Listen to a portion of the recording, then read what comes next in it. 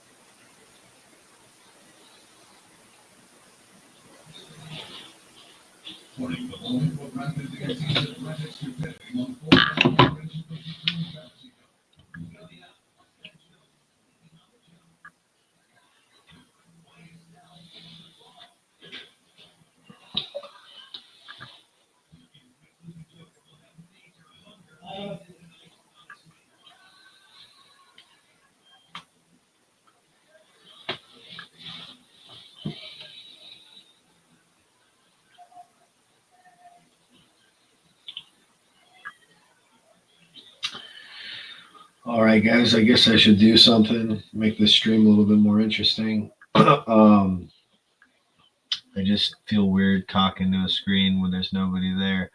But if I don't start talking, if somebody just comes on, see I'm not doing anything, they're not really gonna watch either. So, um, yeah. So I guess I'll just show some random DVDs just to get this thing going. Just again, so it's not just like awkward silence and doing nothing the whole time. So yeah, let me show a. Oh my god, I almost fucking fell. All right, so let's show off some random DVDs. What else be? As you can see, I have a lot of Blu-rays, but DVDs are closer right now. So, all right, we got Gentleman's Agreement with Gregory. Can you see it? Gregory Peck. I haven't seen this movie, but I know he like goes undercover as I think a Jewish guy, something like that. Looks interesting though. I love Gregory Peck. We got City of God, which is a classic. I haven't seen it in a long time, but very good movie. Great villain in that. I haven't seen this one. This is called The Daydreamer. Sorry, the light's kind of weird on here. Is that better? Oh my god, that almost made it worse. Can't even see that shit at all now. Oh my god, is that better? No, that's still pretty bad. What about now? No. Okay. I guess I'll just go with the.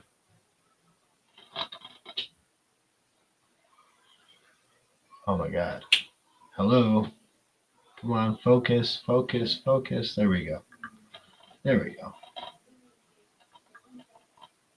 The Daydreamer. I've never seen this. It's a Rankin and Bass movie, like a hybrid between live action and stop motion animation. Looks interesting. Never, I haven't even heard of it for a long time until I just randomly came across it. Um, looks interesting though. It's got a lot of people in it. Ed Wynn, Terry Thomas, Haley Mills, Paul O'Keefe, Margaret Hamilton. Wow. Yeah, so really interesting cast in that one. The Daydreamer. This is a good one. This is a Walter Hill Western, The Long Riders. You got a bunch of brother actors in this. You got the Quades and oh my god, I'm spacing. Oh my god, it's been a long day today. Oh my god, the Carradines, and you got like Christopher Guest and his brother in there. So yeah, a lot of brother actors. This movie's super underrated. School Ties with Brendan Fraser and Matt Damon, Chris O'Donnell, Ben Affleck. This is probably one of Brendan Fraser's most underrated performances. Super good, and he's just the most different I've ever seen him. Not including the whale. I mean, that's obviously his most different in a lot of different ways. Um, but yeah, School Ties, so fucking good. We got Fly Away Home with Anna Paquin. Hadn't seen this till recently. It's pretty good. Cinematography is amazing. It's one of those movies though that has kind of awkward casting because they play father daughter in this, and then like like what 10 years later, or a little more than maybe like 12 years later, they play lovers. So it's a little weird. Um, and Triple to Belleville. This movie is fucking great, but it's also terrifying. Um, the animation is just so creepy and very good. Like I mean, this guy Sylvain Chomet is his name. Um, very interesting and just bizarre filmmaker. Um, he's a French filmmaker. Maybe it's just normal to do really off-putting animation in France. I don't know, but it is good. It's a great story. It's just unsettling, but it is good. This one I just got. I have not seen it, but I've heard good things. I think Brian Goes Blue likes this movie a lot, and I've heard about it through friends and stuff. It's Jawbreaker. I have not seen this movie, but I've heard good things. It's got Rose McGowan, Julie Benz, and Rebecca Gayheart. Jazz. Yeah, gotta check that out. This is another one I really want to watch. I've not seen it yet. It is Philip Seymour Hoffman as Truman Capote in Capote. Definitely gonna check this out at some point.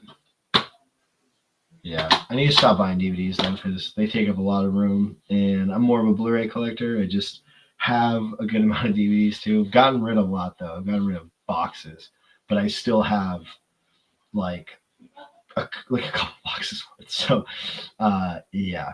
But yeah, you gotta love DVDs. They just take up a lot of room. I just try not to buy them anymore. Blu-rays take up way less space and they're better quality.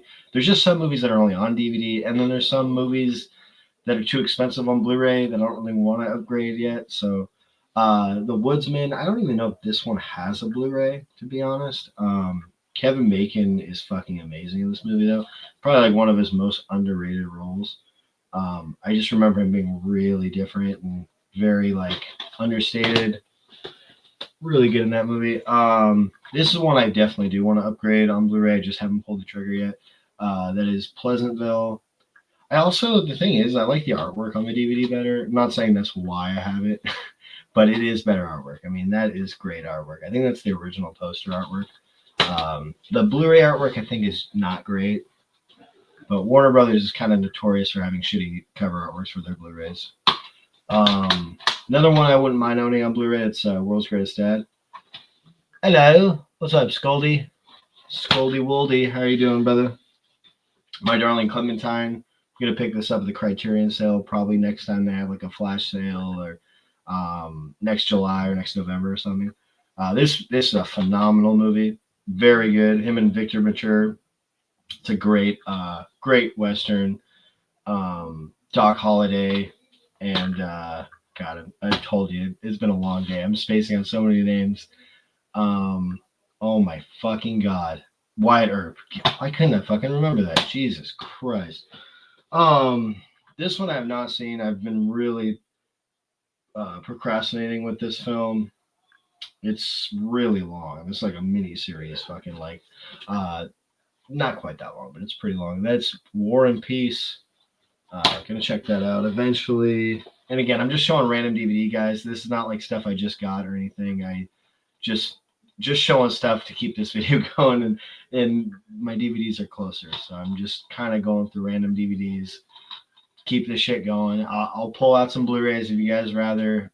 Fuck it, I'm just showing movies, guys. Mr. Holland's Opus. This movie is so good. I've only seen it once. It flies right by for being like over 2 hours long. Yep, 2 hours like 23 minutes. But this movie is so good. Richard Dreyfuss, amazing, and it's just such a feel good movie. I mean, it's one of those movies that really hits all the right spots. Sand Pebbles, I've not seen this. Steve McQueen, heard good things about it though. A lot of like older classics in this DVD stack here. We got Mask with Cher and Sam Elliott. Love this movie as well. I remember during like my early 20s, I'd watch this all the time. God, that sounds fucking weird to say. Yeah, Scolder, this is just random DVDs. I'm just I'm running a room and I have this like DVD tower. I don't know if you can see it in the back. It's like, yeah, you can't really see it. It's one of those like wire towers, and it just not holding up. So I just have a stack of random DVDs like on my wall, and so I'm just kind of going through them. They're closer, but you know what? I'm going to switch from DVDs to the Blu-rays though, just because, you know, why not? Show some Blu-rays.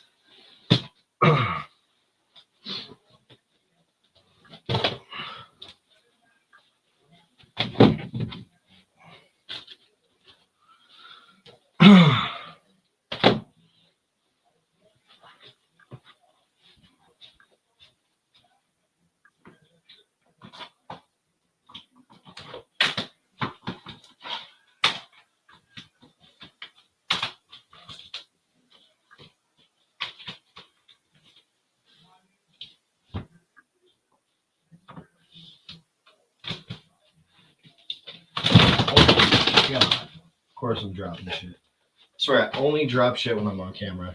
No other time. Oh my fucking god. Christ. On a crutch. I'm a Nitley, dude.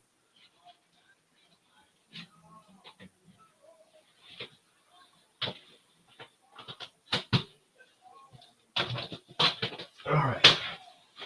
Jesus fucking Christ. Okay. Oh, God. So the only thing I hate about having physical media is when it falls all over the fucking place. Oh my fucking god. Alright. Oh, Jesus. Alright, so now we're going to show off some Blu-rays and 4Ks. Some that I've shown in my last update, and some that I'll show in my next one. I haven't done a video in a while, mainly because I was waiting to get a setup like I have now. As you can see, I did just get a new computer, a new webcam, all new equipment and shit. So I'm finally feeling confident again to start making videos again. My last like couple years of videos, or like my last year in particular, was just off my phone. Um, yeah, it's true. Hey, that one was free, Scolder. Um, so yeah, let me show the Blu-rays, 4Ks. Obviously, I picked up 7 on 4K. Uh, Beautiful steelbook. I will say though, the picture is very dark. Like you have to look very clear. You can see like right there, but if you're not looking in the light, like you can hardly even see anything, which maybe is the point. I don't know, but very great movie. That scene is haunting. Such a great movie. I mean, this is one of those movies that the less you know about it, the better. I mean, that's kind of how a lot of David Fincher's movies are. But just masterpiece. Everything about this movie is so good, so chilling. Just oh god, it's just speechless. Um, let's see here. Another steelbook. We got the Galaxy Quest steelbook. I got this for Christmas. Really happy with this one. Got a slipcover and everything, which is really cool. Um, Keeps the steelbook nice and crisp too, which is nice. This is a classic. This movie, unlimited, just so many lines. Such a quotable movie. Have you watched the show? Mine is not mine is. I mean, it just goes on for days. This movie is incredible, and never get tired of it. I've yet to upgrade to 4K, so definitely should. I'm kind of pulling at you though, Scolder. I haven't opened them yet, and I'm I'm kind of like being better and worse. Like I'm trying not to open stuff unless I'm gonna watch it. Like the moment I'm gonna watch it, because I used to just open it the moment I got it, whether if I watched it, regardless if I watched it like a year after I opened it. Like I would always open everything immediately, but now I'm just kind of waiting, you know. And plus, don't want to decrease the value, you know. Uh, let's see what's next. We got show off some of the newer stuff. Again, I've shown some of this in my last update and stuff. Um, we got the Wild Robot, one of my favorite movies from last year. This is quite possibly the best DreamWorks movie. Just has everything you want in an animated film. Makes you laugh, cry. It's exciting. Makes you think about a lot of things. Touches on a lot of environmental topics that are talked about day in and day out. And it's just so good. I mean, it's one of those movies that I can't recommend enough. We got the new Planet of the Apes. I really enjoyed this one. I think I'll like it more when the new ones come out. I think it definitely suffers of being the first movie in the series, kind of like how Rise of the Planet of the Apes did before the rest of them came out. Um, but I definitely really enjoyed this, and Kevin Durant or Kevin Durand, amazing as the villain. So yeah, definitely worth checking out, even if it's for him alone. Loved him in that movie. I just wish there was more of his character, Proximus, but still amazing. Next up, we have the Dune movies with those slippity doodas. Very nice. I only open if there's a loose disc. I mean, do you watch any of your movies, Scolder? You gotta watch some of them. Then we got Beetlejuice. Really enjoyed this movie. Yeah, it's not perfect. It's messy, but that's what I love about it. Um, I mean, the people that thought this movie was going to be as good as the first, of course, they're going to be disappointed. Well, this camera gets a little out of focus. We got Furiosa. I actually like this just as much as Fury Road. I know a lot of people didn't. It's definitely different, more character driven, but I really enjoyed it. And Deadpool and Wolverine. I have not. I did open this one without watching it yet. It's a lot of fun. You know, like I said in my video about it, it's got the appeal of like playing trains and automobiles, Midnight Run. You know, that odd couple kind of chemistry. You know, and we got Long Legs. Daddy. Love this movie. Underrated, honestly. I mean, I think a lot of people kind of gave it too much shit. I love this movie and super creepy. And then my third favorite Alien movie. another one that people are gonna shit on, but fuck it. I really just don't get the hate all nowadays. People just hate on everything. Um, yeah, Ian Holm looks kind of weird in this movie. Like, I mean, his AI or CGI deep fake Ian Holm, like it was kind of weird, but I thought it fit the story pretty well. So yeah, gotta love Alien Romulus, and I have not opened this steelbook yet, Skolder. I know you're proud. Um, let's see here. Guess I can show some more newer stuff. I got Terrifier 3. I bought this for myself for Christmas. I've not opened this one either. This is my favorite of the Terrifier films. This and 2 are honestly really good for what they are. They definitely don't know when to quit. They do go too far, but that's kind of what I love about them. They're very audacious. They don't really give a fuck, but they're still artistic at the same time. I don't know. Some people would argue with that. Some people would be like, they're not artistic. You're fucking twisted. You're sick.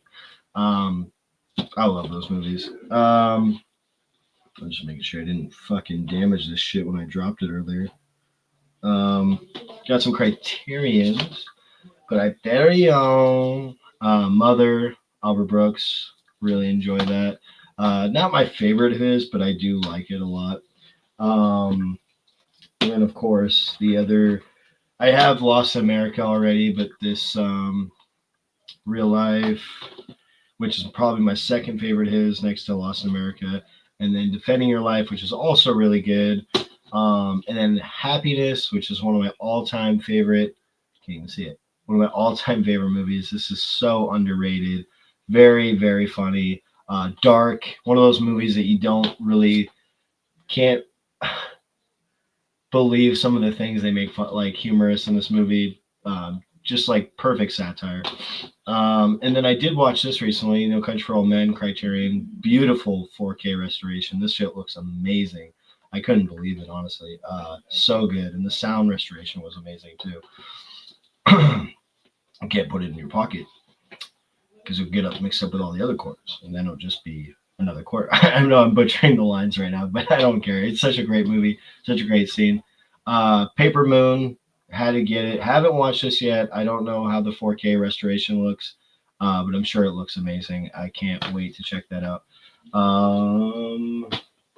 My buddy from work, I don't work with him anymore, but he gave me this Army of Darkness steelbook, and it is beautiful. I did watch this 4K, and they did an amazing job. I think some of the green screen effects didn't age the best, but I love that about it. There's definitely a charm to it, but I feel like even the 4K couldn't like tweak it to the point where like maybe update a little bit, but it definitely looks the best out of all of the versions of this movie. But yeah, gotta love Army of Darkness.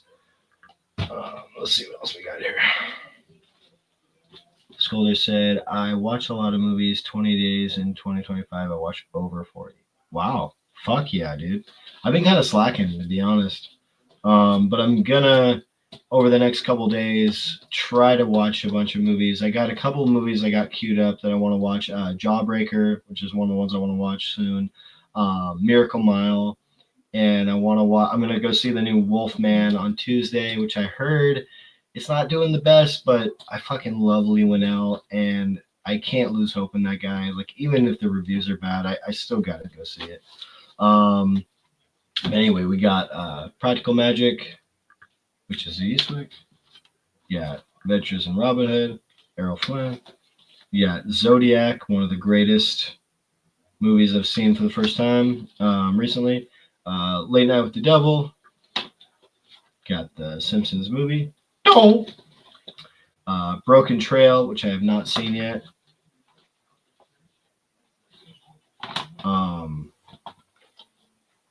Pitch Black. Oh, fuck. Apollo 13. And did I already say Into the Wild? God, I'm not even high, I promise. I did just pick this up at a thrift store recently. Point Break. Patrick Swayze, Keanu Reeves. Believe it or not, I've actually not seen this movie all the way through, which is crazy, I know. But for what I've seen, it's great. Plus, I fucking love both of them. Got this for $3 at the thrift store. Go figure. And then The Illusionist, not to be confused with the Edward Norton, Paul Giamatti one, but is the Sylvian Chomet. I don't know how to pronounce his last name. Another one of his movies. So like Triplets of Belleville guy did this. I have not seen it, but I do want to check it out. Let's see here. Just making sure I didn't fuck this shit up. Even though I know I didn't, I just can't help to like freak out every time I drop my movies. I'm like so anal about shit like that. We all know how we get with our Blu-rays. Skolder knows all about it. Okay. What the fuck? You have good movies in your collection. What happened? Hey, just because I collect VHS and, Rugrats tapes and shit doesn't mean I didn't always collect good movies, classics too. I did just pick this up. Haven't seen it yet. I really want to. I just instantly grabbed it when I saw it. And that is Ruben and Ed with Crispin Glover. And I'm not going to lie, I thought that was David Lynch when I first looked at this cover. R.I.P. This just looks so bizarre and great. It looks right up my alley. I can't wait to watch that. We got the Source Code. Jake Gyllenhaal, kind of beef up the Gyllenhaal collection. Stargate, out of print. It's not as out of print as it used to be, but I love this movie. It's one of those just fun, just throw it on, eat some popcorn. Got Rio Bravo, classic. One of the only movies I can think of that has Ricky Nelson, John Wayne, Dean Martin. Purple light in the canyon. That's where I long to be with my three. Oh, what's up, Paul? Hey, Brandon, hope all is well. Liking the setup behind you, missing the basement shelves, though. Thanks, Paul. Good to see you, man. Yeah, this is my new room at my apartment. Got a new computer, new webcam, speakers, all kinds of shit.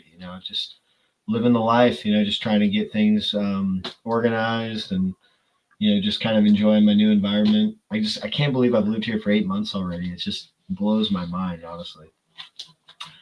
Never heard of Ruben. Yeah, no, it's very obscure, very out there movie. I hadn't heard of it until like 5 years ago. One of my friends told me about it, and then I've just been searching for it. Very hard to find.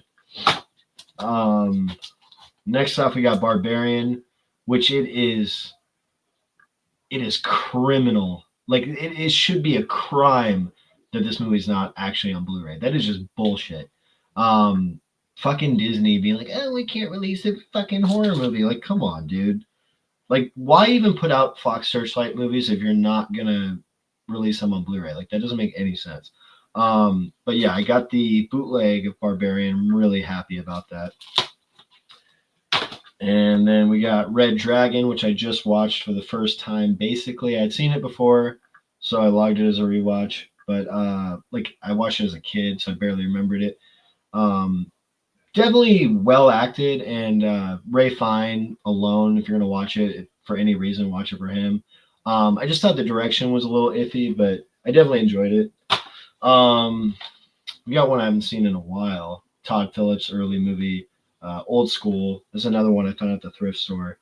I swear, I'd be finding some pretty minty. Come on, come back to us. Come on, what's going on here? Tell I only paid $20 for this webcam. Come on. It's good when it's not going out of focus. Yeah, I find some pretty minty Blu-rays at the thrift store. You're my boy, Blue. Yeah, no, it's a great one, Paul. We got The Adventures of Baron Munchausen, Terry Gilliam. I have actually not seen this, but I know you get some Robin Williams in there. Of course, Eric Idle, Michael Palin. Can't wait to watch that. Then we got Hellboy. This movie's pretty nostalgic. Used to watch this all the time with my dad back in the day.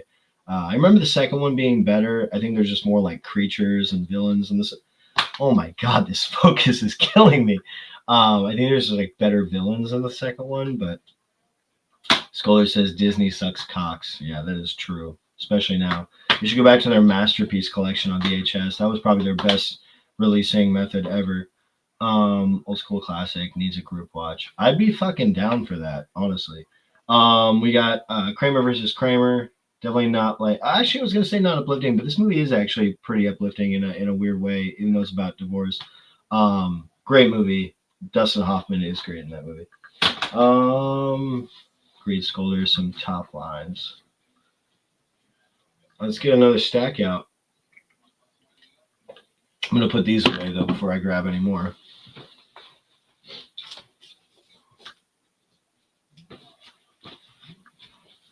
The only thing I hate about pulling out Blu-rays is putting them back in. We all know about that. Nobody likes to pull out. I mean,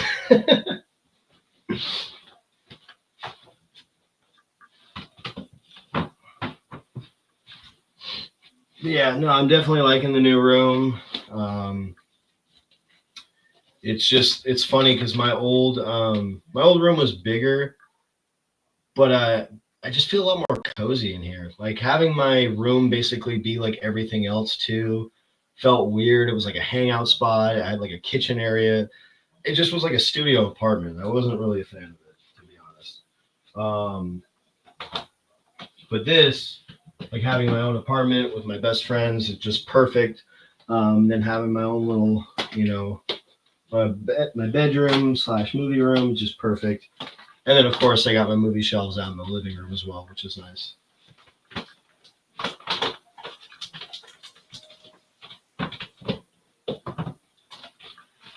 All right, almost done, guys. Running out of room, as you guys can see. You got fucking no room to put any of these Blu-rays. But that is the kind of struggle we all have. We want to buy more Blu-rays than we have room for, which is fine, but it's just kind of the way it is, It is what it is. Let's see here. I'm just gonna pull out a random stack of M's. Pull out a random stack of M's, guys. All right, let's see what we got. All M's. Okay. I thought maybe I was gonna get some N's in there, but I didn't. All right. So when I was young, we didn't have these birth control methods like pulling out. Yeah, well, they hardly do any. I mean, today nobody pulls out. It's just like ideal, but nobody actually does it. We got Murder by Death, starting off with some M's, some random M's that I pulled out of my shelf. We got Murder by Death, Shout Select. This is a really fun movie. Who done it? Like parody comedy. Truman Capote's in this movie, which is really random.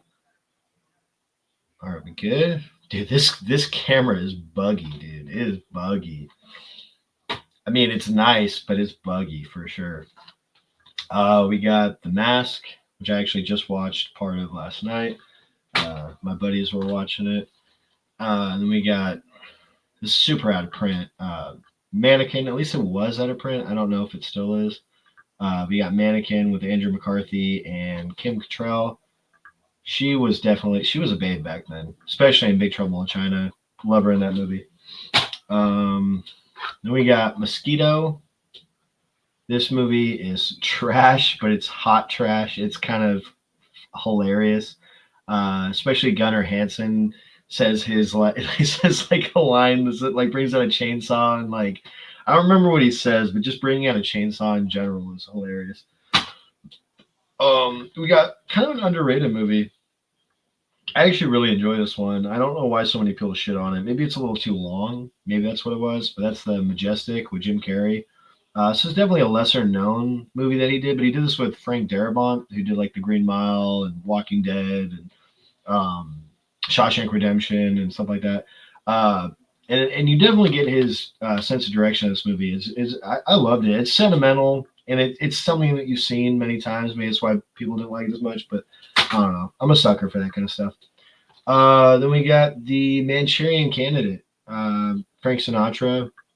It's a classic. It's kind of a hard to watch movie just because it's very political in the ways that kind of are troubling even today. I mean, it's just a very heavy topic, and then you got some like hypnosis kind of shit in there. It's honestly terrifying when you think about it, but it's a great movie, and I believe it's Angela Lansbury that plays the villain in that. Is Yeah, very very good. Um, we got one I actually have not seen, which is Man on Fire with Denzel Washington. I've actually not seen this. This is crazy. I've heard good things. I know Dakota Fanning and him are good in it. I watched Equalizer 3 out of all movies, and I know they had her in it as kind of a throwback to this, and that's really cool. But I have not seen this, and I need to. I know. Next up we have another one I've not seen. I know there's like probably gonna be a couple of those in here. Um, that is The Man Who Wasn't There with Billy Bob Thornton. It's one of the only Coen Brothers movies I haven't seen, actually, believe it or not. Uh, Kilnor, I believe. Definitely gonna check that out at some point. We got a classic, Marissa Tomei winning the Oscar. My Cousin Vinny. This movie is just hilarious. Joe Pesci is so fucking good in this movie. Yeah, I didn't come here to get jerked off, you know.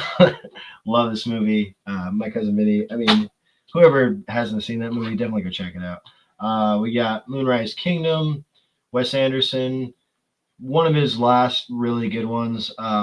I like Grand Budapest Hotel, but I didn't think it was amazing. And I haven't checked out his last couple, but I don't know. I'm not really as intrigued by his films anymore as I used to be.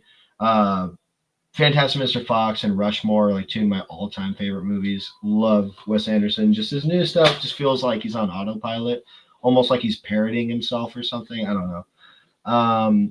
Then we got Masters of the Universe with Dolph Lundgren. I have not seen this yet either. I've been kind of holding out. I want to just like save this for like a cheese fest kind of night, you know. I do really love these kind of movies, and I am excited to watch it. I just have not gotten around to it yet. Then we got Mad Max Beyond Thunderdome. This is probably my least favorite Mad Max movie, but you got some good scenes in there. Then we got Monty Python's The Meaning of Life. I remember some of the segments being really good and some of them being okay. It's definitely kind of a toss-up, mixed bag. Skolder said people weren't ready for a non-slapstick Jim Carrey. That is a good point. That was like one of his like kind of first serious movies. Man on Fire is very good. Yeah, I gotta check that one out. Seen My Cousin Vinny so long ago, haven't cracked open my Blu-ray. Of course you didn't, Skolder. I'm not surprised. I've never seen Vinny. Heard it's great. I'll have to check it. Oh yeah, Paul, you gotta check that out. You fucking love that movie. I feel like so funny, and it's also really accurate to law in general. Like it like follows it pretty well. I think some attorneys that have watched that movie said that it's pretty accurate. Aside from all the comedy and everything, but even then, like everything that's attributing from is pretty accurate. And then next off, we got some Woody. Uh, all the names this guy could have.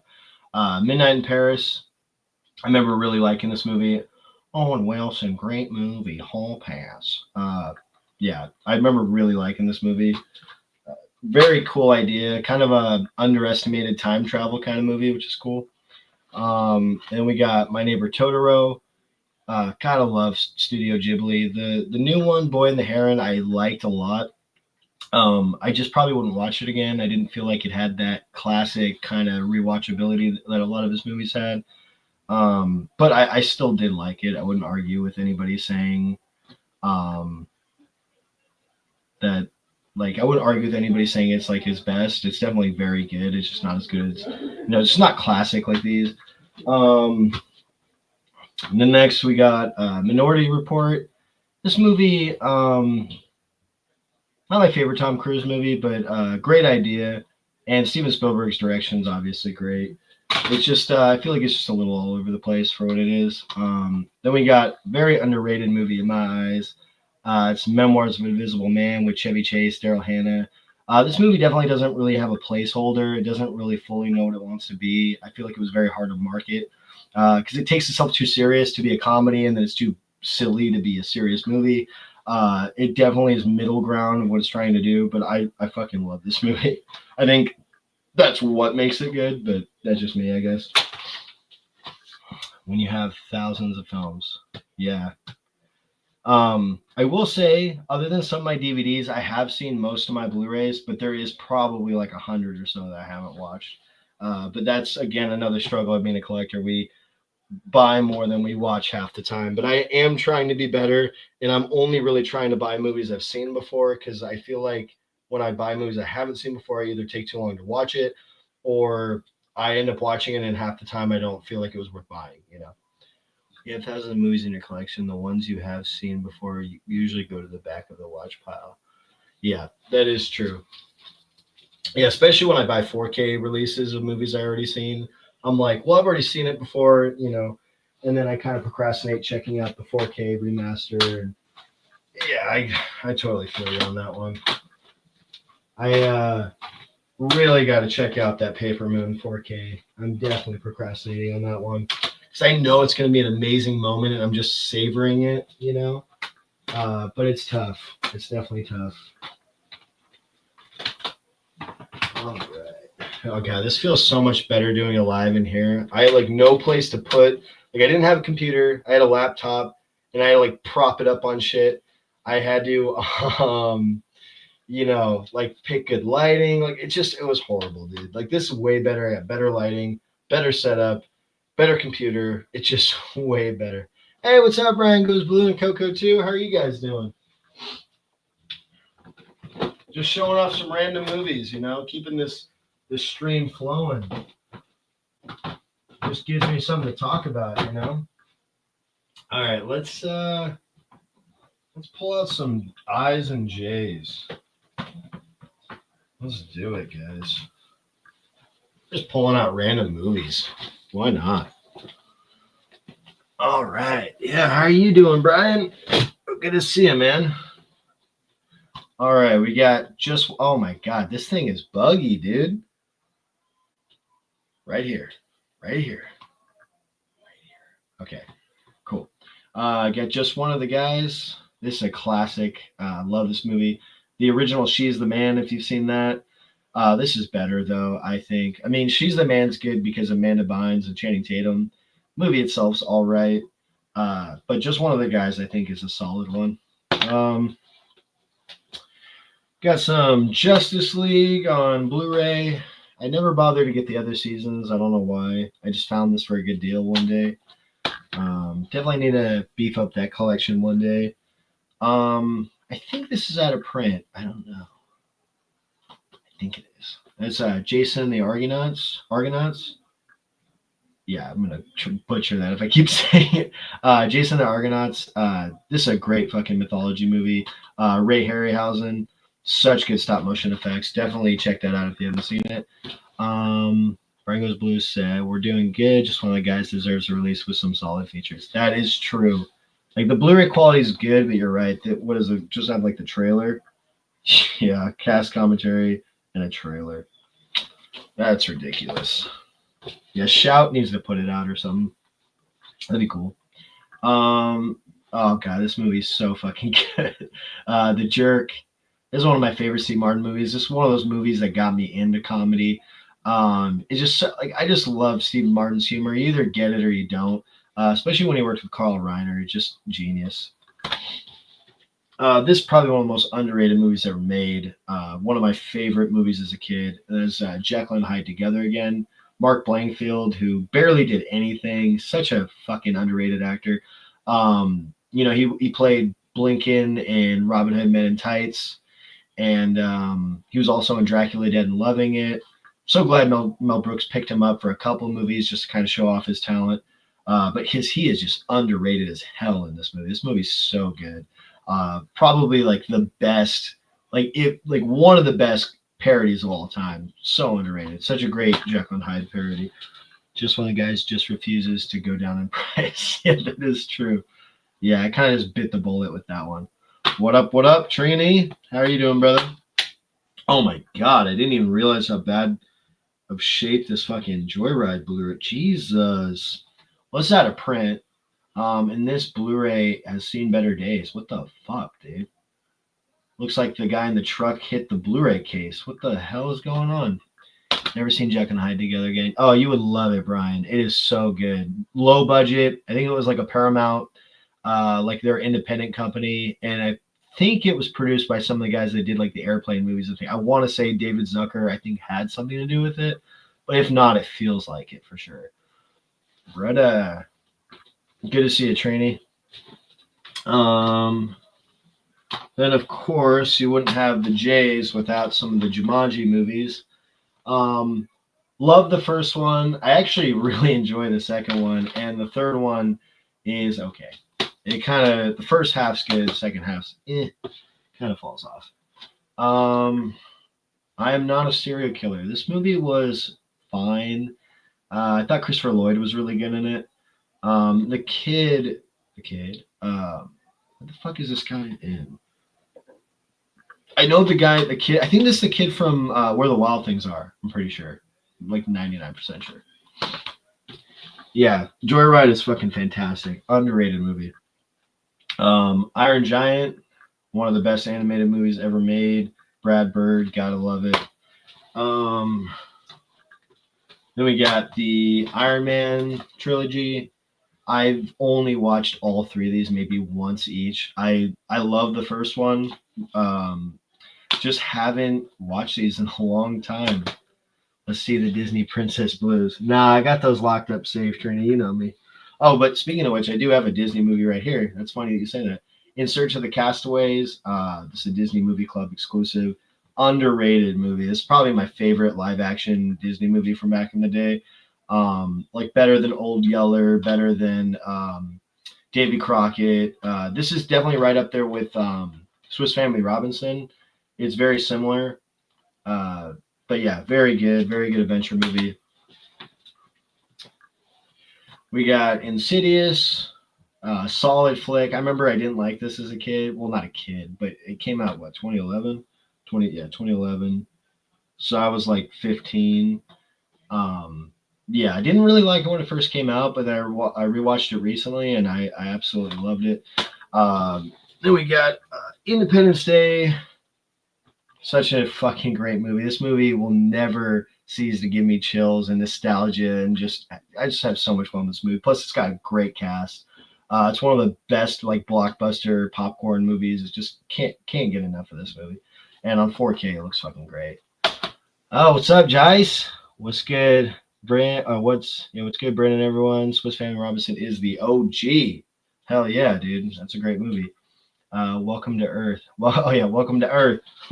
It's crazy that Ethan Hawke actually declined the role, Will Smith's role, and totally regretted it after he saw how big of a hit it was. We got I Love You, Philip Morris. This movie is great. Jim Carrey and Ewan McGregor are fucking great in this movie. Underrated. Yeah, great movie. Michael Pratt, Brain, you turn me on. I think it's time you experience gay action and have your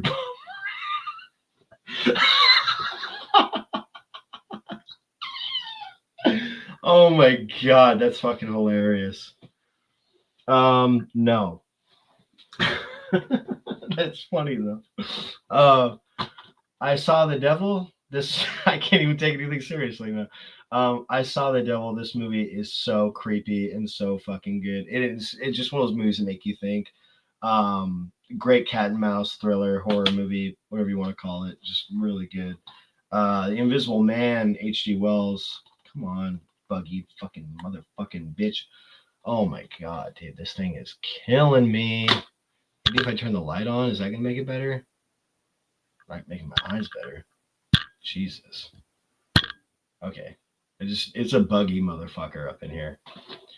It's great camera once it's focused, but when it's not focused, it's horrible. Yeah, so Invisible Man, the original. Great movie. Insomnia, Al Pacino and Robin Williams, Christopher Nolan. Is this Blu-ray out of print, guys? Looks out of print. Great movie though. I've only seen it once. Once your prostate is massaged, you'll enjoy it. Jesus Christ. Who is this guy? Do I know this guy? If it's a troll, I don't know how to I can't tell if this is somebody you guys know or not, but if it's a troll, somebody kick him out. No, I'm just kidding. It's probably somebody cool. I can't tell if it's a troll or somebody that we know. I don't know. Ice Age, the animated, the first one, and The Illusionist. So, yeah, that is the I's and the J's, guys. Very, very interesting stack of movies there. Yeah, very diverse. Some are better than others. Some good stuff. Better than getting my prostate rimmed or whatever the fuck this guy's saying.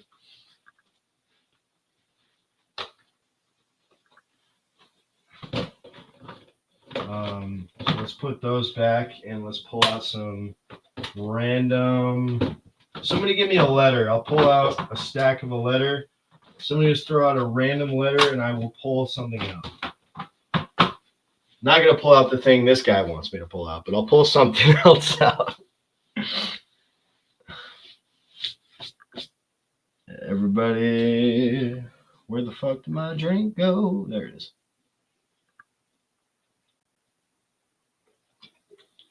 Oh yeah, switch on the OnlyFans ring light. It's so funny that you said that because my buddy actually said that earlier when I showed it to him. Okay, so F. Okay. At first I was like, what? Did he finish his sentence? F. Okay. What the fuck is that?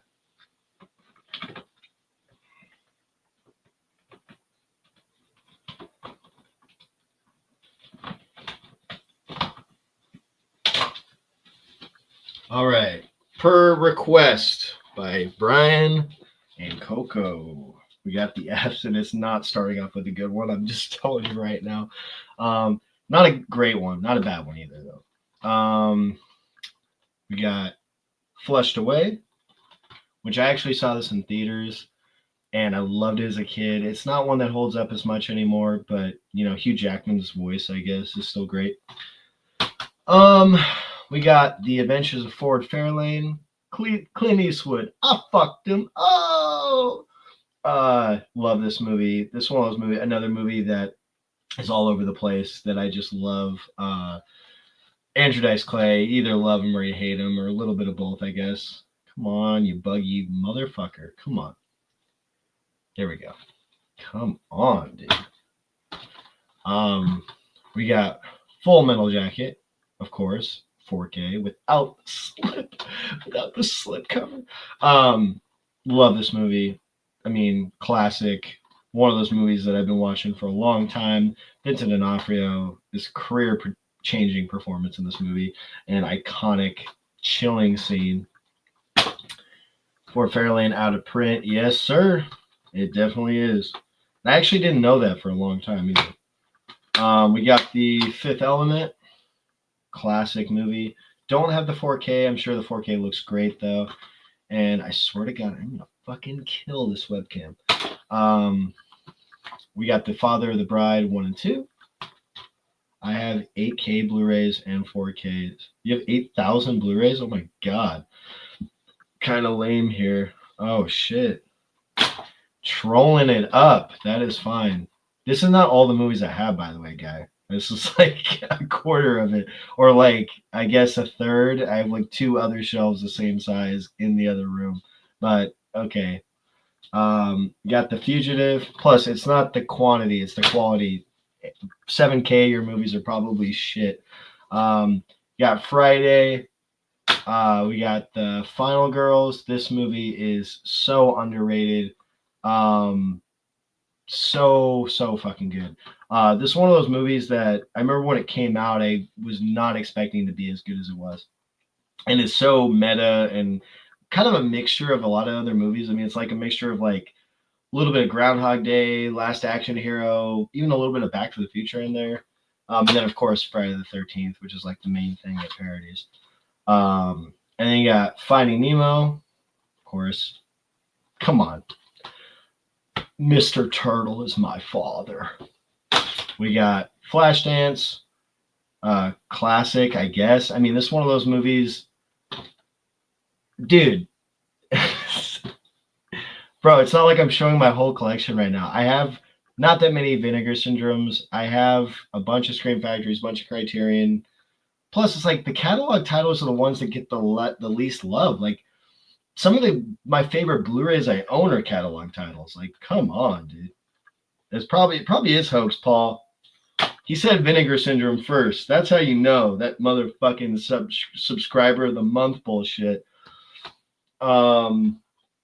We got I took his face off. Gotta love Face Off. This movie's incredible.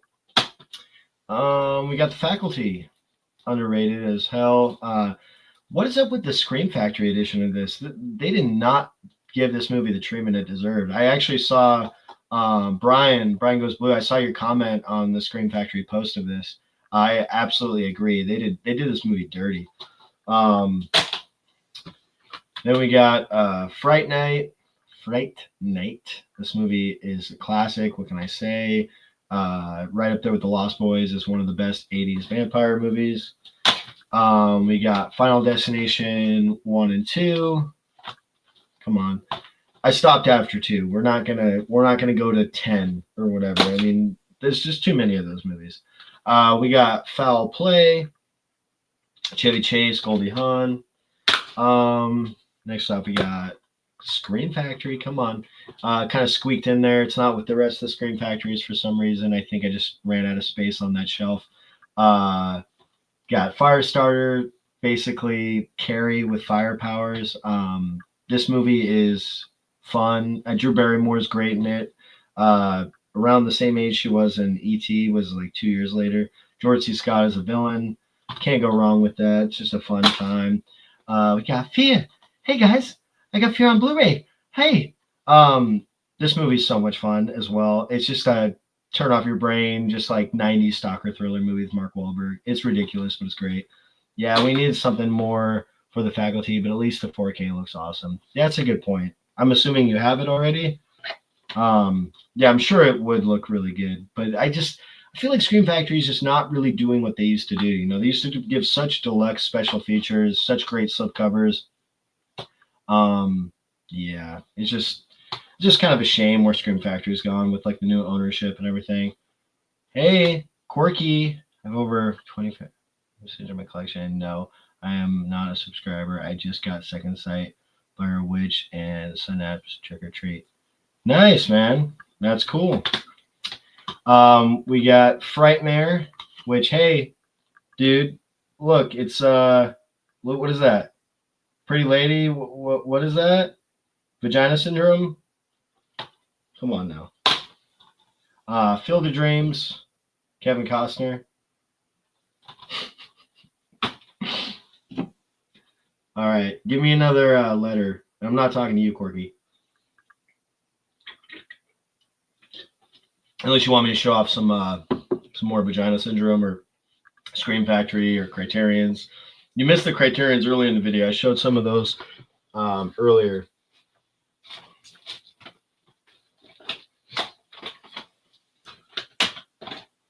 I also said earlier I don't really collect a lot of stuff that I haven't seen, and a lot of Vinegar Syndrome's movies I have not seen. And I don't really like to blind buy anymore. I'm a big Vinegar subscriber, but we just have fun with those. If I don't like a title, I'll sell it, no problem. Oh yeah, you'll get your money too. I am trolling you, although I do have a lot of movies. You're attractive though. I would marry you, and we could join. What is with all this gay attention? This has got to be a hoax, dude. He's got like 3 accounts going on right now. I know it, dude.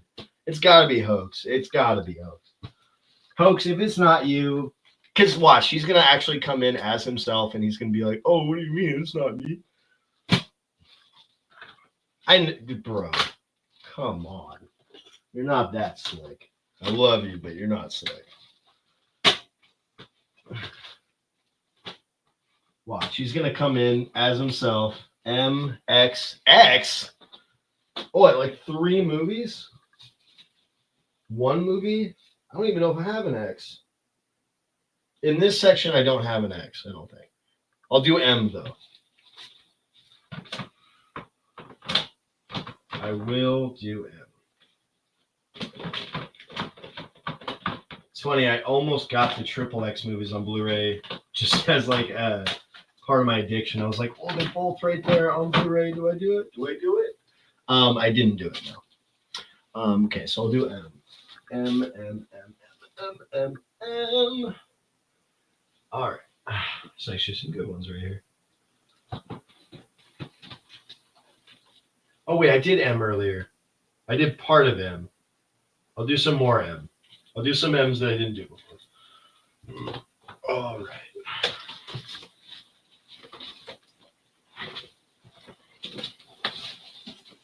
Okay. Let's see. We'll do M again. All right. First of this stack of M's, we have Major League, Charlie Sheen. Those feet, dude. OMG. Quentin Tarantino in the chat. Major League. Great movie. Charlie Sheen. Moon. This is actually a great movie. This is one of those movies that's just kind of one actor. Does a good job, though. Sam Rockwell, fucking phenomenal actor. Mask of Zorro. This Blu-ray is garbage. This Blu-ray literally looks like somebody took a leak on it. Like, what the fuck? It was like a bootleg.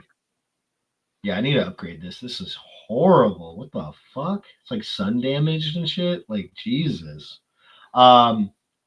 Yeah, this movie is good. I've only seen it like once. I remember it being a big deal when it came out on DVD. Kind of a cool inside though. There we go. Still shitty case. Like, what the fuck? Like, it looked like a dog chewed it up. Like, what the? Do you see that? All right, come on now. Townmasters are a 4K big lot. Really? Wow, that's a fucking score of a deal, dude. Mean Girls with the pink case. I know Coco was looking for this. Did you find this, Brian? The pink case? Yeah, I got this like when it first came out on Amazon, I believe. We got Mulan 1 and 2. There you go, Trini. Disney Princesses. Oh, I haven't even opened this yet. Another Sam Rockwell and Nicolas Cage. This movie is hilarious. Matchstick Men, such a good, quirky early 2000s comedy drama. Such a good movie. If you have not seen it, definitely check that out. So good. We got Memento. It's a great movie, of course. Christopher Nolan, you know, probably one of his best movies before he like took himself too seriously. We got Meet the Robinsons. Found this for like $1. Not a great movie, but put it in the Disney collection. Fuck it. Yeah, Coco found the pink case on Bakari. She loves it. Oh, nice. Oh yeah. We got some Muppet movies. I'm just gonna show these all together because I don't know, all like the same movie. We have some Muppet movies. Got some Muppet movies here. Rainbow Connection, the Lovers, the Dreamers, and me. We got Miracle on 34th Street. Amazing movie, perfect Christmas movie. Come on. Put my out of print copy of Bedazzled in a red case and it pops. Shit, you have the Bedazzled Blu-ray? You motherfucker, dude. That and Airheads I look for every time I go to a thrift store. Anytime I go to a pawn shop, anytime I go to a Half Price Books, I'm always looking for those. And I think there's probably only like 2 left in the wild because I cannot find them anywhere. So good, that's awesome. You probably have Airheads too, I'm guessing. Who's all else in the chat? Jace, Paul, Trini, Scoldy, everybody else still in there as well. Hoax, I know that's you, you motherfucker. Matrix Revolutions, Reloaded and Revolutions. Not as good as the first one, but what are you gonna do? We got Multiplicity. This movie is the movie itself's fine, but Michael Keaton is hilarious in this movie, and it's funny because his chemistry with Andy McDowell is not great, but his chemistry with himself is really good. It's kind of funny. It's like he had better chemistry with himself than he did with Andy McDowell. Dazzle is on Blue in UK, which I have since I have a multi-zone Blu-ray player. Oh shit, that's actually not a bad idea.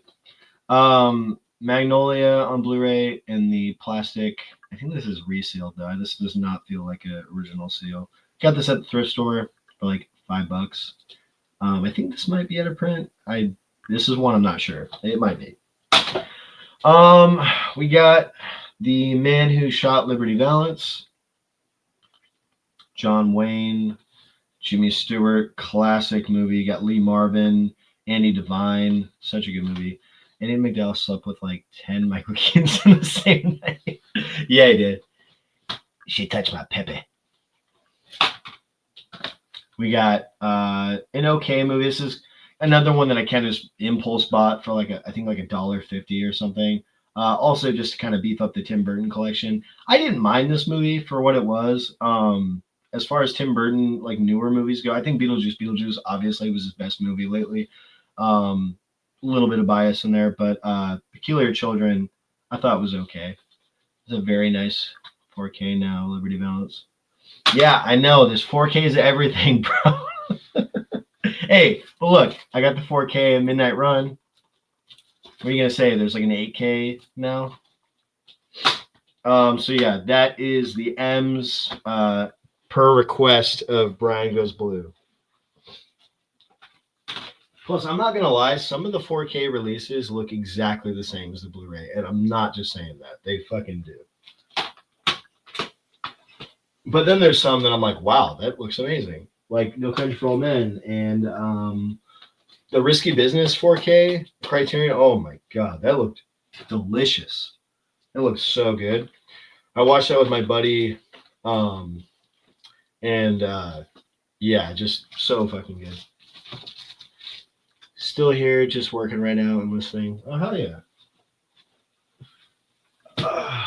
Gotta get that work done. And even though tomorrow's a holiday, I work and I have to wake up fairly early, so I can't be on too long, but I'll be on for a little bit longer. Why not? I'm having fun. It's worth it. All right. Give me another letter, guys. Let's keep this train rolling.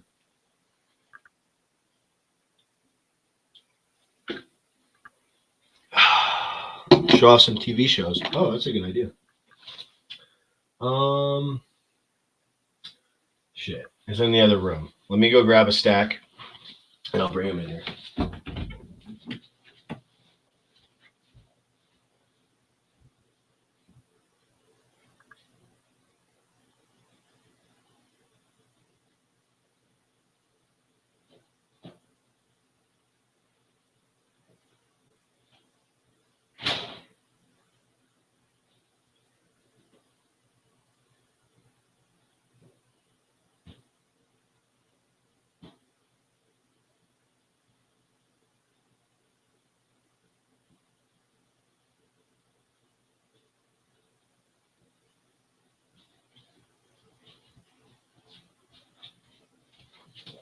All right. I didn't want to take too long, so I just grabbed some random shit.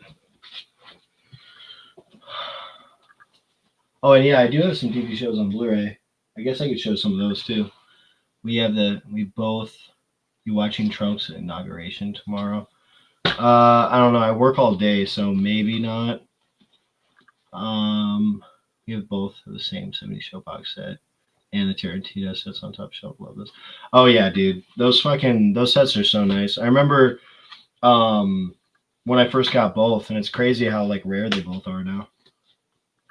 Hello, Bryn. Is this another hoax troll? I'm just kidding. No, if it is actually somebody I know, I apologize. There's just been a lot of trolls in here tonight, so I apologize if I have trust issues now. So we got Taxi, season 1, 2, and 3. I don't have the complete series. I love these. Oh, Sasha, that's right. I forgot you got a new channel. Oh, this is your old channel. I remember you sent me the link on this, or no, you commented on my video with this count. That's right. Sorry, Sasha. I've had like 3 fucking trolls in here tonight. Well, they said there's probably all hoax. Come on. But yeah. Taxi. Yeah, love Taxi. Such a great cast. Probably one of the best casts in sitcom, to be honest. You got Tony Danza, Judd Hirsch, Danny DeVito, Christopher Lloyd, Eddie Kaufman. I mean, just the list goes on and on, guys. You don't know me, but I follow you and your gang for years, and you should take your attractiveness as a compliment. Okay, well, if you are being sincere, I appreciate it. Just the thing is like when I get trolled, I don't know if you're still trolling me or not. So I'm not gonna fully take what you say as sincere, but I do appreciate it if you do mean it sincere. I do seriously. Um, Next up, we have a random season of Ducktales. Ducktales, woo! Love Ducktales. Need to um, I need to get the other seasons. I had the first season for a long time, and then I lost it, and then I randomly found this at a thrift store for a few bucks. So we got Ducktales season 2. We got, and again, I don't have a lot of like I have complete series, but the ones I'm showing right now are not complete.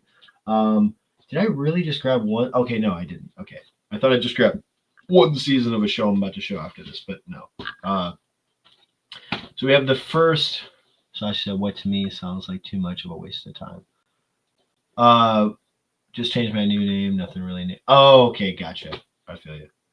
Mork and Mindy season 1. Shazbot. Gotta love Rob Williams in all times. I mean, this is how he started. So he started in comedy in general, but this was like his first, show off of spin off of Happy Days. Gotta love it. And plus, Pam Dauber, she was a cutie back in the day.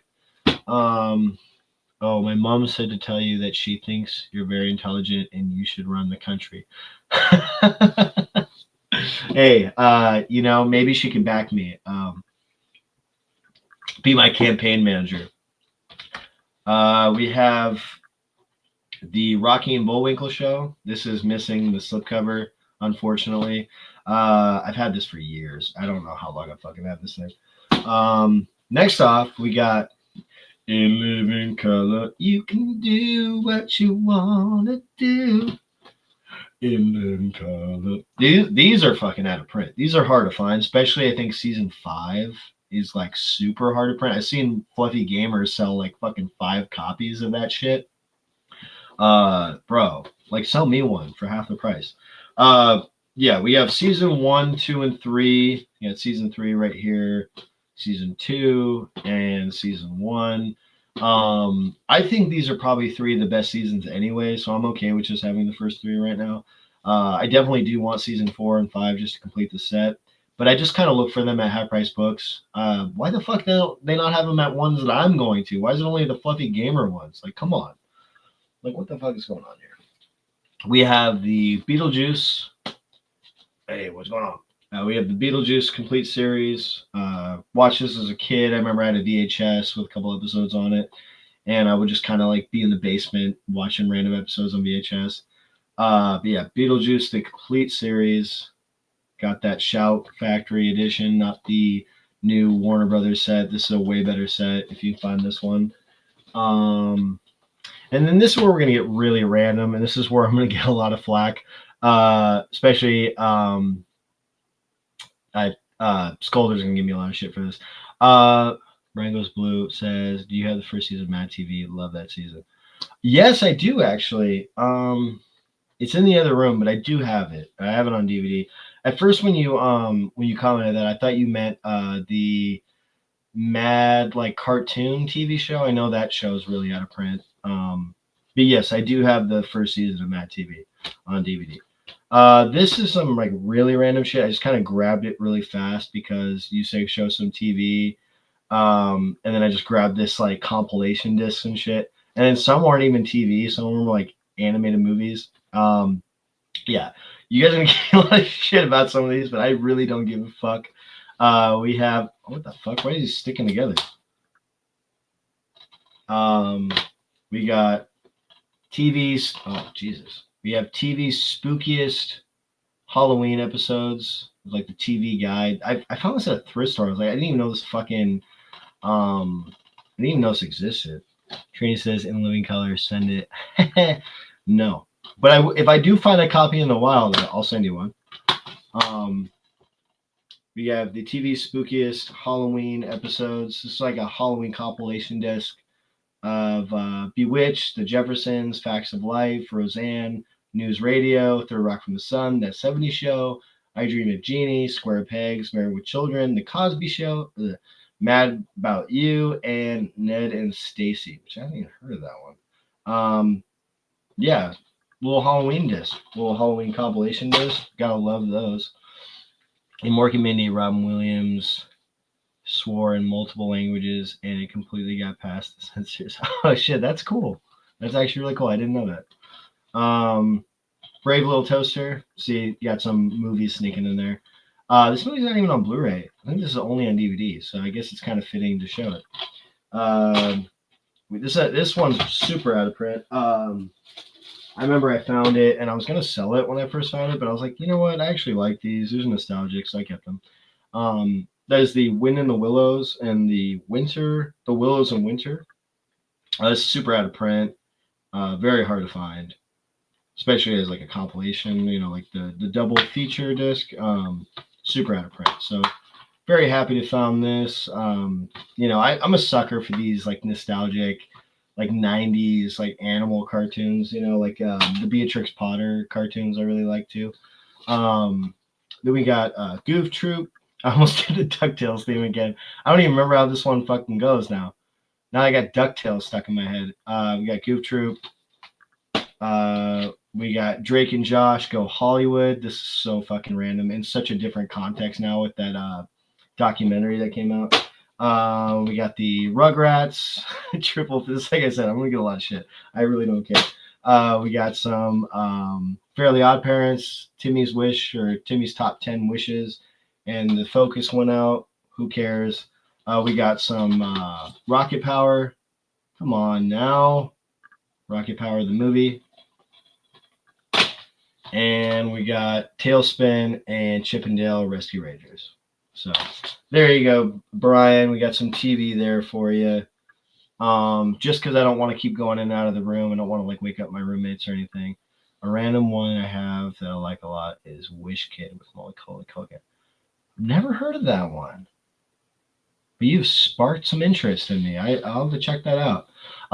Speaking of the Culkins, Kieran Culkin in A Real Pain. If you haven't seen that yet, Brian, so good. So fucking good. And he is amazing in that movie. If he doesn't get at least nominated for an Oscar, I'm going to be pissed.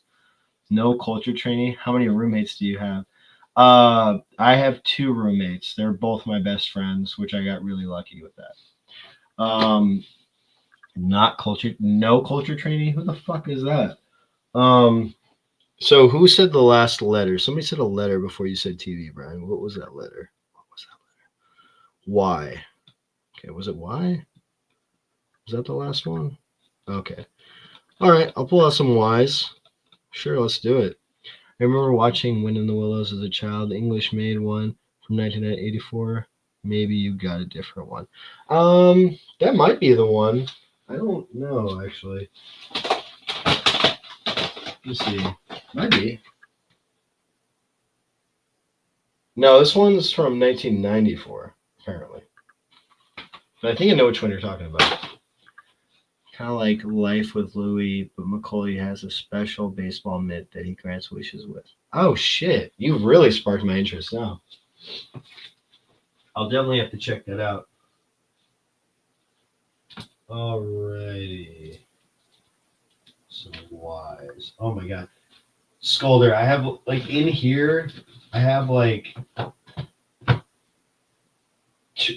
1 Y. What the fuck?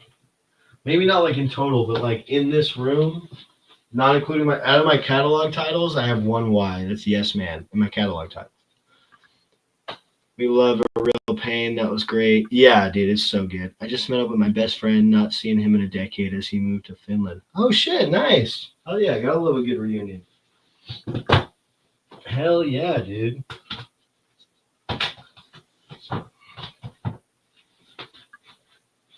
Awesome. Give me another letter, because Y was a short one. Could show off some Scream Factories, I guess, maybe. If you guys don't give me another letter, I could show up some Scream Factories.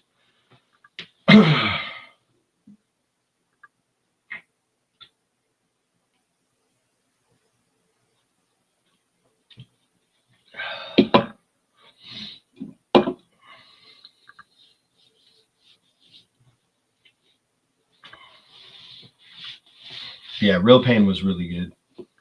I'm definitely gonna have to check out that Wish Kid series. That sounds fucking awesome. Sounds very random. Scolder, what the fuck? Why are you picking all the lower alphabet? Like, this is getting hard. Um, yeah, I have Zombieland and Zombieland 2. I'm talking about, yeah, catalog. I mean, like, if I went to the other shop, it's just kind of late. Like, I probably should have done this, uh, in the daytime where I could run around the apartment more. Um, I told him about your Apple trilogy, and he just watched them. Oh shit! Nice. That's awesome. I'd love to hear what he thought.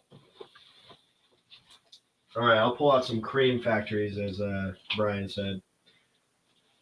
Some cream factory. That sounds like one of these trolls' names on YouTube. Whoa! All right, this is a random stack of cream factories here. No Zach and Miri, then? No, I actually don't have that. I'm not a huge Kevin Smith fan, as some people know about me. I don't dislike him. I love him as a person and as like a fellow movie fanatic. He actually reminds me a lot of myself in a lot of ways. It's just some of his films I'm just not a fan of. I loved Clerks, and I really enjoyed Chasing Amy. I thought Dogma was fine, but the rest of his movies I'm not really huge on. Yeah, the Wish Kid DVD complete series is on Mill Creek for like $10. Oh shit. Okay. Wow, this is getting hard. This is family show. I know that's what I was thinking after I said it. All right, so randomly out of the Scream Factories, we got Halloween 4 with that hard box. Again, saying hard again. I thought this was a family show. Family show. Family show. We got Halloween 2, and this is the original Scream Factory, not the hard one. I think this is a way better artwork than the other ones that they did. I do really like the artwork for the first one though a lot. Maybe it's just because I have such an affinity for the first movie. So I'm not too picky with the artwork, I guess. But I think that just that simplicity on that artwork is really nice. We got From Beyond, which I've only seen once. I need to check this out again. You got some Jeffrey Combs and more H.P. Lovecraft. Gotta love Reanimator. Gotta watch that again. One of my favorite John Carpenter movies, The Fog. Love this slipcover. This is the slipcover that made me fall in love with Scream Factory. Just like, I mean, you can't deny how awesome that is. Like, that is just so cool. Yeah, I just love the old vintage like VHS artwork that these guys do. I mean, this was when Scream Factory was at its best, is when they popped off and just like gave us like this amazing artwork. Nowadays, it's like they're still fine. It's just like me and Brian were saying, like they just don't really beef up the special features, and and to me personally, a lot of the movies that they've picked lately, I'm just not a huge fan of. And not that I have to be, but it's like throw out some classics. Like, why are you picking such niche movies? Like, I get that's what they're about, but like sometimes it's like you're getting a little too niche. I don't know. You got Escape from New York. Kurt Russell, gotta love it. More John Carpenter. Yeah, gotta love The Fog, Trini. Dead Zone. Yeah, they definitely did, bro. Like whoever owns Scream Factory now is just not handling it with the same love and care that it was being handled with before it did. Seriously. Dead Zone. This is probably one of my favorite slip covers of later years. Really love that slip. We got Dawn of the Dead. This is a great one. I like the original more. I actually just watched the original, like I think during Halloween time for the first time, which is crazy to me. I mean, I don't know why it took me so long to watch it. But it was great. And I watched the shitty DVD too, and it was still great. But yeah, Dawn of the Dead remake. And then we got Creepshow 4K. This is one of those 4Ks that you can tell the difference to. This, I mean, I didn't even have the Blu-ray, so maybe that's why, because I didn't have the Blu-ray to compare it to. I just had the DVD, but the 4K of Creepshow just pops. The artwork on this motherfucker is great, but I'm saying like the way it looks, like the colors and everything. Oh my god, dude! If you have not watched the 4K of Creepshow, it is an experience. We have Class of 1984. This is such a fun movie. This is like such an ultra violent, like just everything you want in an R-rated 80s movie about gangs and yeah, just such a good movie. We have the Child's Play movies, Child's Play 1, 2, and 3. 2 and 3 on 4K, then you have the Blu-ray of the original Child's Play. Um, love these three. The rest of them are all right. But the first three are great. The first two, especially. The third one, I do like, though. The rest of them just got a little too silly for their own good, I feel. The Blob remake, which, in my opinion, is better than the original. I would say they're about the same for me, but I don't know. I think this one's better. Um, I think they do more with the Blob. I think it's more inventive in the remake. And then we got April Fool's Day. This is such a weird movie, but it's one of those movies that when I recommend it to people, I'm like, it's not necessarily like a great movie, but it's got a great ending for one, and it has a great idea. It's like an anti-horror movie. It's like when you tell a joke, like an anti-joke, and they're like, wait, that wasn't funny because it was an anti-joke. This movie's not scary, and it doesn't really end as a horror movie because to me, it's like an anti-horror movie. And then we got Alligator on 4K. This is a really fun one. The sequel is not great. It's kind of like so bad it's good, I guess. But the first one I actually really enjoyed with Robert Townsend, I believe. And then we have The Burning, which is one of my favorite camp slasher movies. This is such a good one. You have some random actors in here, like Jason Alexander's in this, which is really random.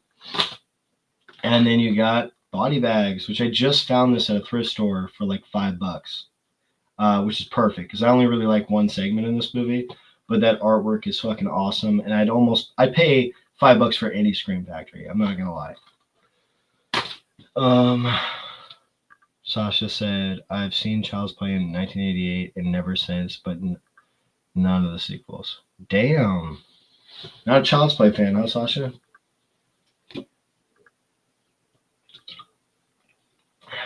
Thank you, Trini. That's only like a third of it, or like a quarter, like a half. It's like half, like a little less than half.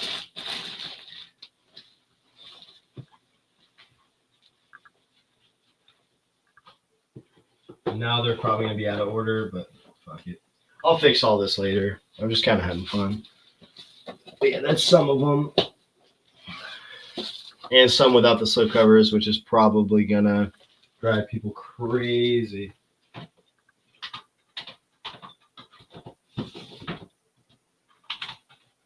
Yeah, gotta love Scream Factory. Probably my favorite company to release slipcovers and editions.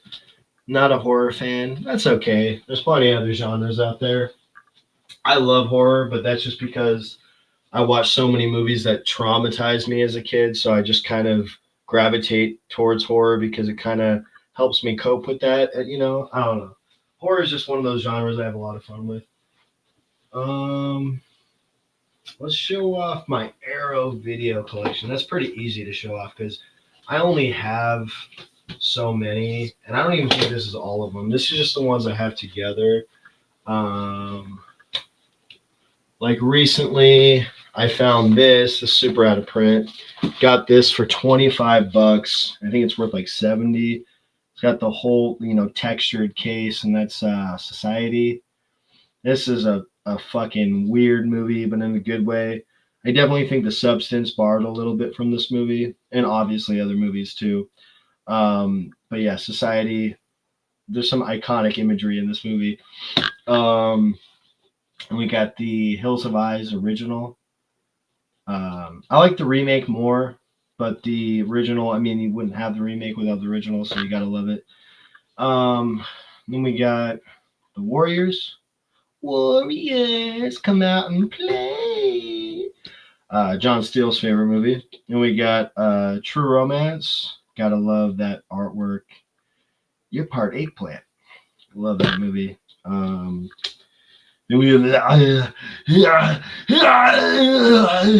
have Conan the Destroyer and Conan the Barbarian. Gotta love Conan. Both on 4K, and that collection is just sweet. I know they released them separately too, and those are really nice as well. Alice, Sweet Alice, I enjoyed this one. I didn't like it as much as I thought I would, but it was still a solid movie for what it was. I think maybe after a rewatch, maybe I like it more. I think I just expected it to be different than it was. Maybe I don't know. That's a problem when you have expectations on a movie. Sometimes it could either do good or bad. We have the Killer Clowns from Outer Space, Arrow. I have the 4K Scream Factory Steelbook as well, but honestly, I like this edition more.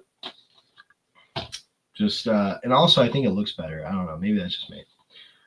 We got Audition, which this movie is terrifying. Realistically, it's one of those movies that you almost forget as a horror movie. You just think it's like a thriller drama for the most part, and then the last 10 minutes are like excruciating. Yeah, it's a great movie though. And then we got Ringu, or Ringu, whatever you want to call it, the original Ring. This movie is way better than the remake, I think. Way more terrifying, creepier, better shot, better acting. Other than the main girl, I think Naomi Watts, I think, did a better job. Then we got Creepshow 2, which some really good segments in there. And we got Reanimator, which I think is quite possibly the best independent horror film of all time. Definitely one of them. Utilizes its low budget to a point where it's glorious. I mean, it utilizes it in a way where it's comedy, so it's like you don't really care how low budget it is.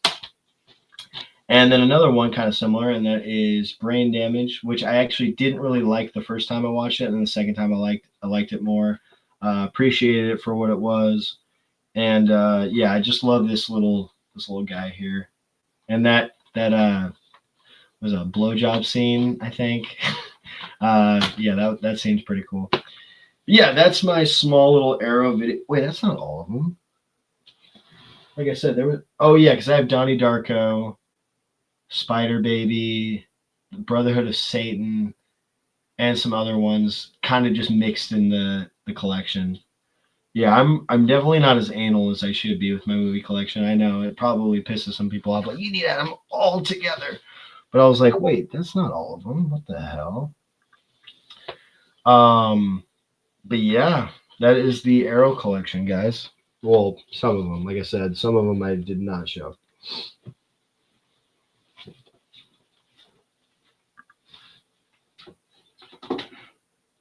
Just to switch it up a little bit, maybe we could show off some of the Warner Archive collection. Let's show off some of the Warner Archives.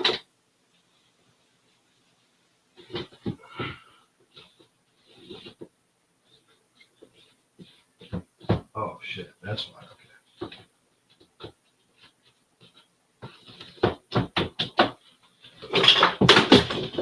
God, I am dropping so much shit tonight, guys. Oh my god. Drop it like it's hot. Jesus Christ almighty.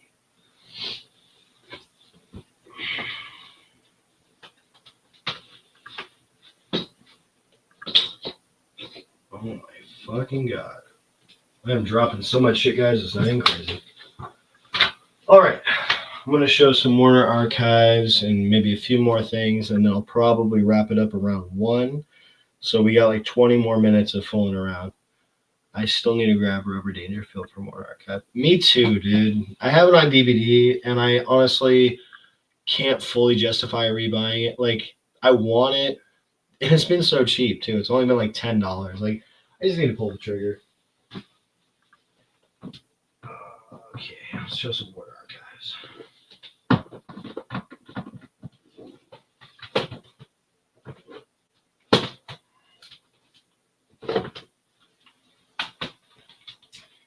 And again, this is not the complete collection. This is most of them that I have together.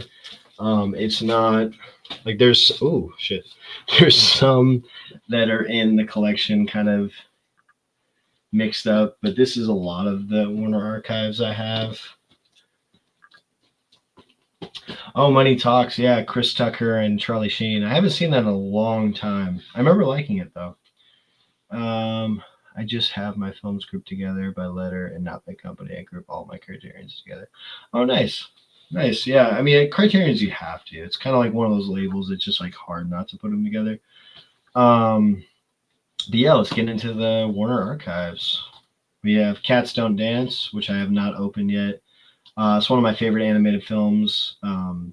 So good. Such a great tribute to film and to Looney Tunes. I mean, it's one of those movies that if you like animation and you like older films and just like want to watch a love letter to cinema, this movie walked so La La Land could limp. In my opinion, I think that movie's overrated. Um, we have the Tex Avery collection. I kind of wanted to show them together. Love me some classic cartoons. It's where it all began. Um, then we got one that I need to finish the series. I love the first part. I haven't seen the second part yet, but that is V. I have not seen this one. This one is amazing. I fucking had so much fun with this show. So good, so campy, but in the best of ways. Plus, really intense for what it is. I'm not gonna lie. I really enjoyed V.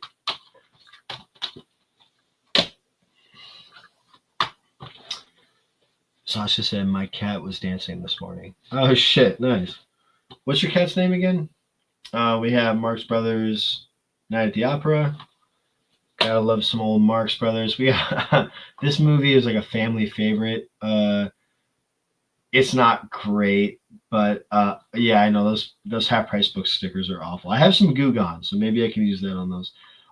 This movie's not great, but it's nostalgic to me. And oh, Lily, nice. But John Travolta is great in this movie, and that is Michael. If you think of it as just a religious movie, it's not great. But if you think of it as like a road comedy with my not Michael J. Fox, John Travolta, it's a lot of fun. Plus, you got some Annie McDowell in there singing. Michael's great. I love this song about pie. Pie, pie, me oh my, na na na, so salty and dry. Na, na, na, na, na, na. Yeah, I'm not gonna do the whole thing, but my mom could probably sing that whole thing for you. We got Looney Tunes, Collector's Choice. I only have the first two because they went down in price. These newer ones are not going down in price, so it's kind of hard. I have all the Looney Tunes on DVD, so I'm not gonna rebuy them on Blu-ray if they're not worth the price. I did pre-order that Tom and Jerry Blu-ray though, because that's just too fucking sweet. So I had to pre-order that. We have the Man with Two Brains, another Steve Martin, Carl Reiner collaboration. This such an underrated movie, so funny. Again, you either get the humor or you don't. My Blue Heaven, another Steve Martin kind of niche comedy that is not for everybody. This was actually originally supposed to be a sequel to Goodfellas, and so it's just more of a spiritual sequel because Nora Ephron was dating the writer of Goodfellas when she wrote this, so she kind of did her own kind of interpretation of it and continued the story in her own way, kind of, not really, but yeah. My Blue Heaven, Steve Martin, Rick Moranis, a lot of fun.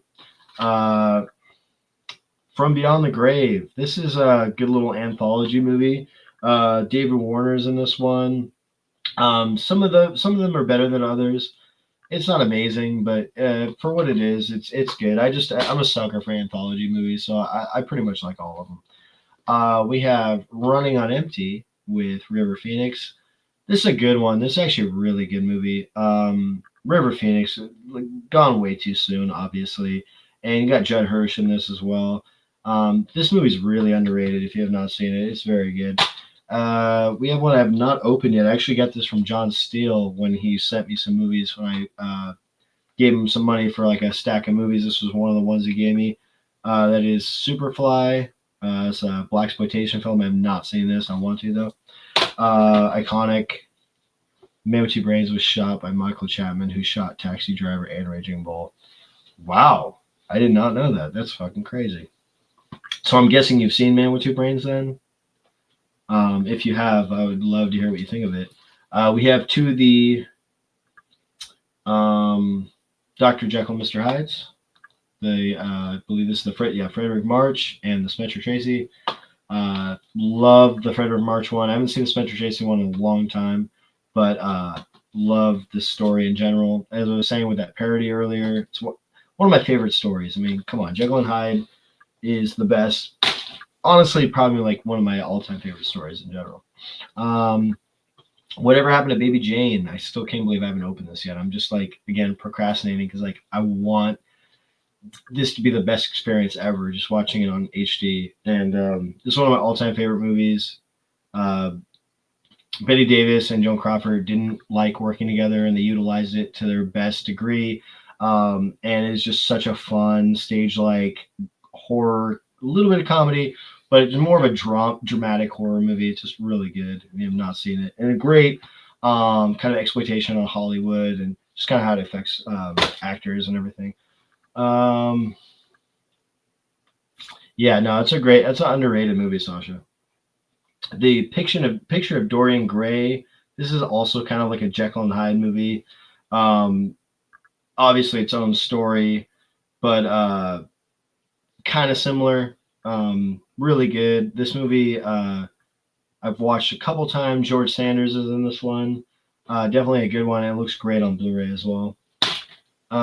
Wait Until Dark. Audrey Hepburn's one of her more underrated movies. Probably her best, in my opinion. I haven't seen too many of her movies, but I do really enjoy her in this. She was good in Charade as well. But yeah, Alan Arkin plays a good villain in that one. Mighty Wind, one of Christopher Guest's directed movies. Love Christopher Guest, and this is probably my favorite of his. Just so funny and so witty. Without him, we probably wouldn't have had The Office and Curb Your Enthusiasm. I mean, he's definitely a pioneer in that kind of dry humor and like filmed like it's real, kind of thing. Do you like Joe's Apartment? I am not a fan of that one. That was one I didn't fully get into now. Unfortunately, it's such a me kind of movie too. I don't know why I didn't. I just was not a huge fan of that one.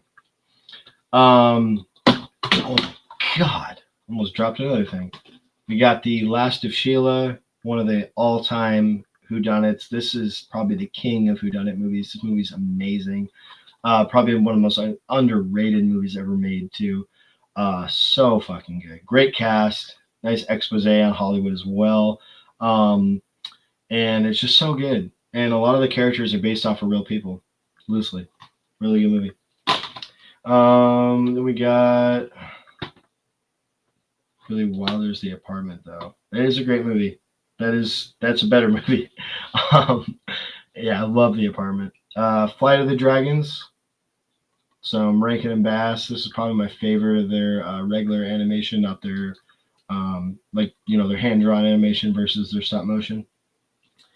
And last but not least, and it's probably the last of my show of movies, I'm probably just going to talk after this, is One Crazy Summer, which I put right up there with Better Off Dead. Not as good of a movie, but I kind of think of them in the same universe. Like I kind of think it's almost like a sequel to that, which I think is the same director. So I think that's why I kind of feel that way. But yeah, just 80s fun. Great cast. Got Bobcat Goldthwait in there, so it's cool. Love some John Cusack in the 80s. I think he was great in most of the things he's done, but what's funny is I love him in Con Air, but he like hated that movie, which is funny. But yeah, love John Cusack. High Fidelity is probably one of my favorites as well. Gross Point Blank. Gotta love some John Cusack.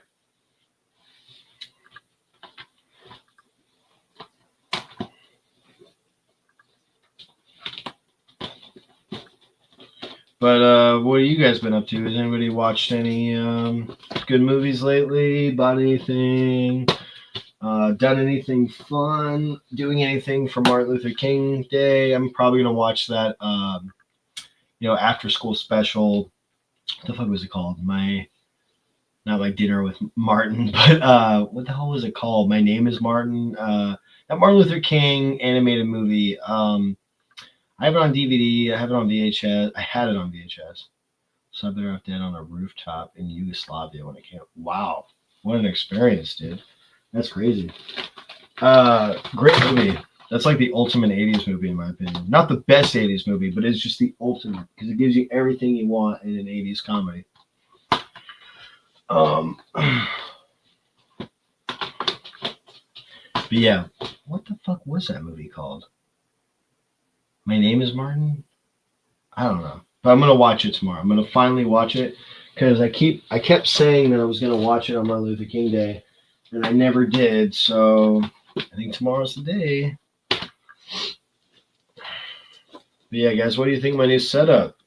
I'm definitely happy to have a personal computer and like a nicer webcam when it's not bugging out like a motherfucker. Um, we used to think of my background, my setup here.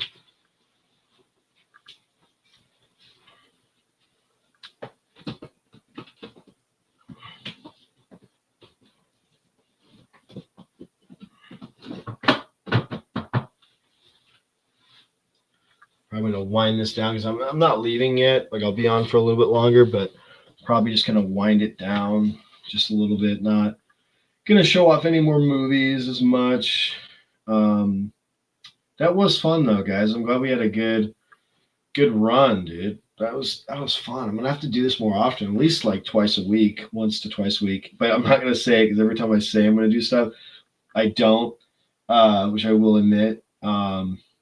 But now that I have like a confident setup, I mean, like, fuck, I don't see why not. Like, I don't see why I can't. Um, yeah, this is way better.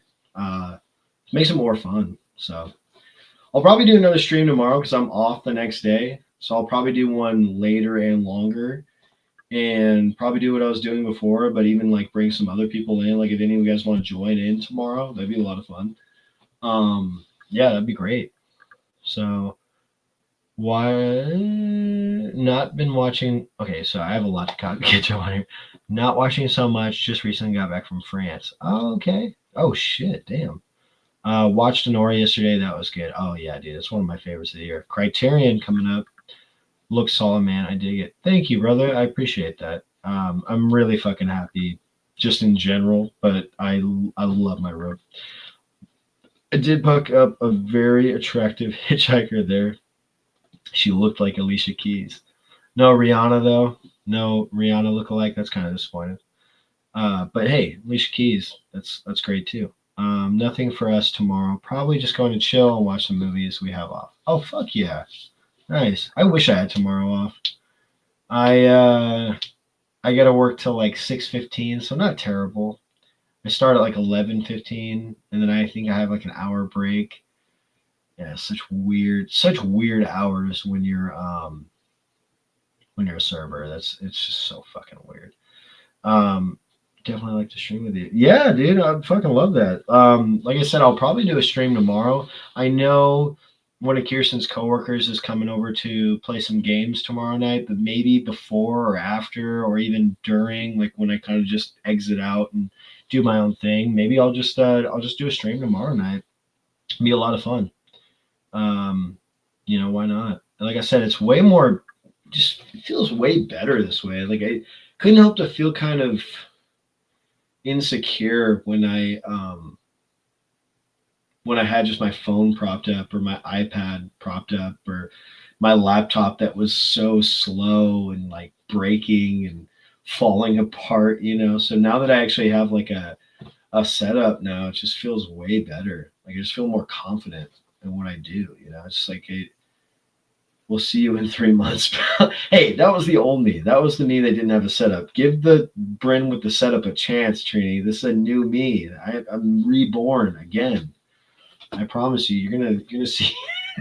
Okay, I can't promise anything, but I am going to. I'm just let's just say I'm not gonna say anything because if I keep saying things, that's building up an expectation. I'm not gonna say anything, but just watch. I'm just fucking happy. I'm just happy to have this set up.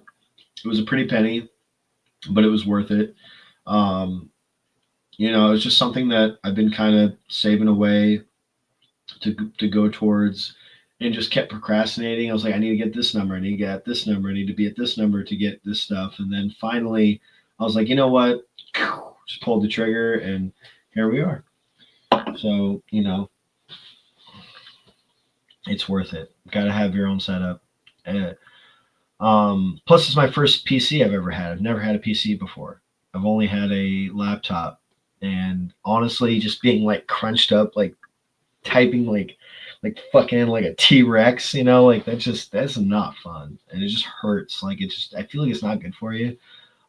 Having a laptop sometimes, like maybe if you had a laptop on the side, but just using it for everything, like I just feel like half of my back problems and shit was just from using a laptop all the time.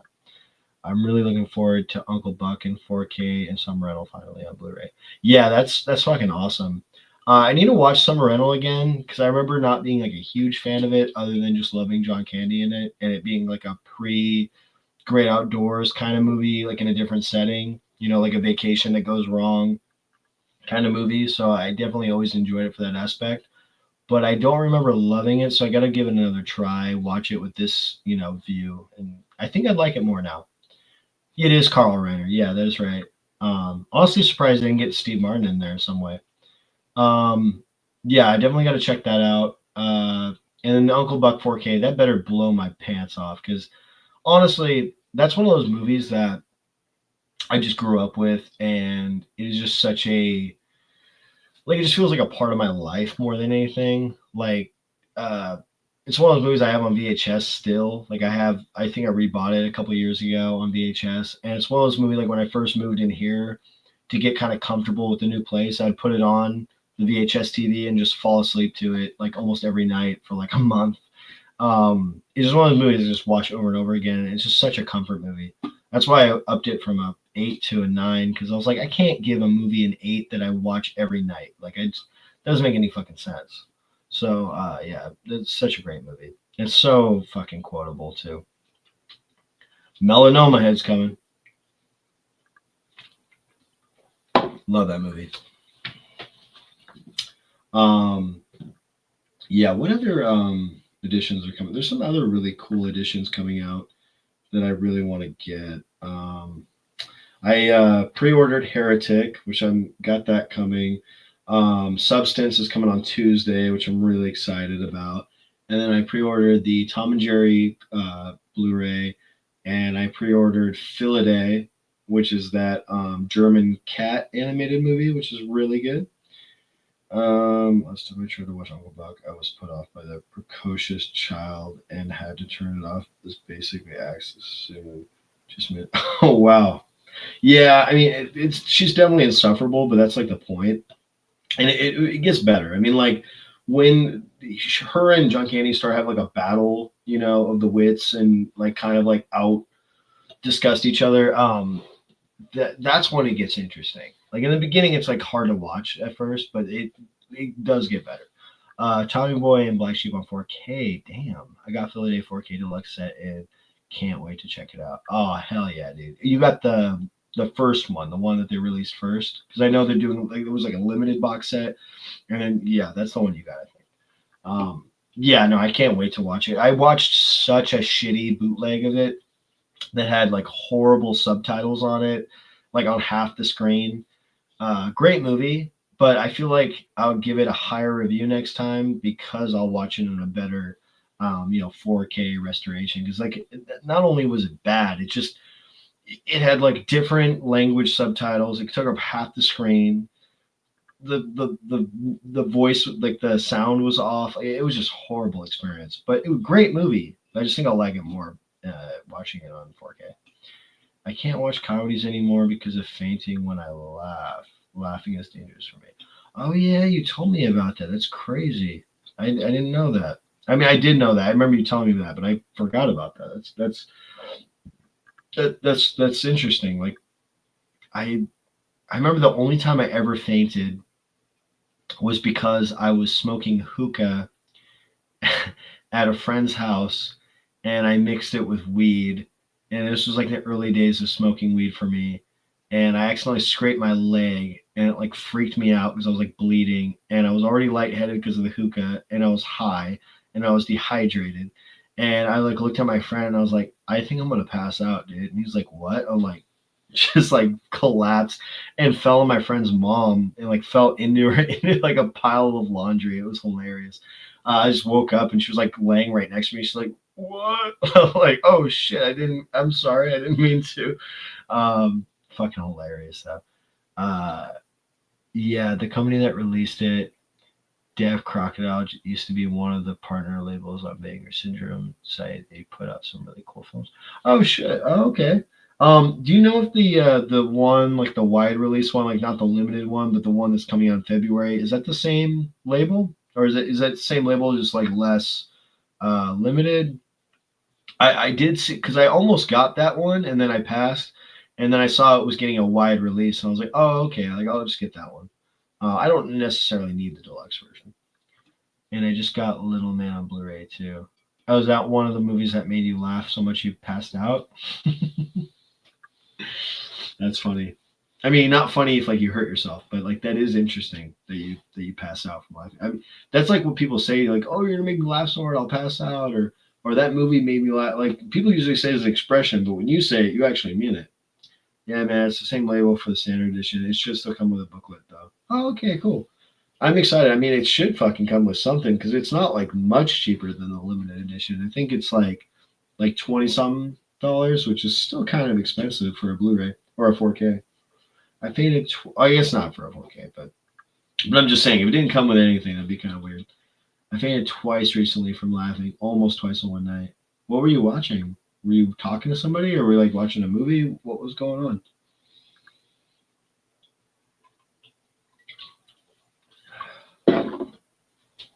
No, I'm not going to watch it just in case. Didn't you just say you just got it though? What? You're not gonna watch it? You just got it. Why would you buy it and not watch it? Deaf Crocodile will release Estonian film, Dead Mountaineers Hotel. You know, Scholar, I can't tell if you're fucking with me sometimes. Is that really a movie title? Dead Mountaineers Hotel? Was smoking, not watching any film. Oh, yeah, that makes sense. Yeah, no, sometimes I get so fucking high. But honestly, lately I've been mostly smoking CBD because I don't really like getting so high out of my mind anymore. Mainly because I like being in control of my thoughts, but also I just get paranoid. Like I start like thinking about shit too much. Like I can't really can't really smoke like I used to. Because I can't laugh without thinking. Yeah, no, that's fair. Yes, Colder is right. Oh shit. That doesn't even sound like a real movie. That's crazy. What's it called? Dead Mountaineers Hotel. It's a Estonian film. Okay. I'll have to check it out. Wasn't the girl in Eurotrip Estonian or something, or like something like a movie like that? There's like a girl that's Estonian. Come on, somebody help me out. What movie am I thinking of? Like where like he's talking to a girl that's like from Estonia, or like something gets brought up like that. It's like it's a movie like that. Like I can't fully remember what movie it was. Somebody help me out here. Guy was talking to a girl from Estonia. What movie was that? Come on, let's figure it out. That's why I love streams because we can connect. I don't buy movies anymore. Sell, sell, sell, sell it all. Well, once I get another paycheck training, if you want to do a little deal, I'll buy some movies from you. Just you got to let me buy the movies I want to buy. No, I'm just kidding. I'm only kidding. Just show me a selection of stuff you're selling, and I'll pick some out. I'll buy some from you. Just give me like to next like paycheck after next. I will buy a couple movies from you. Just let me know.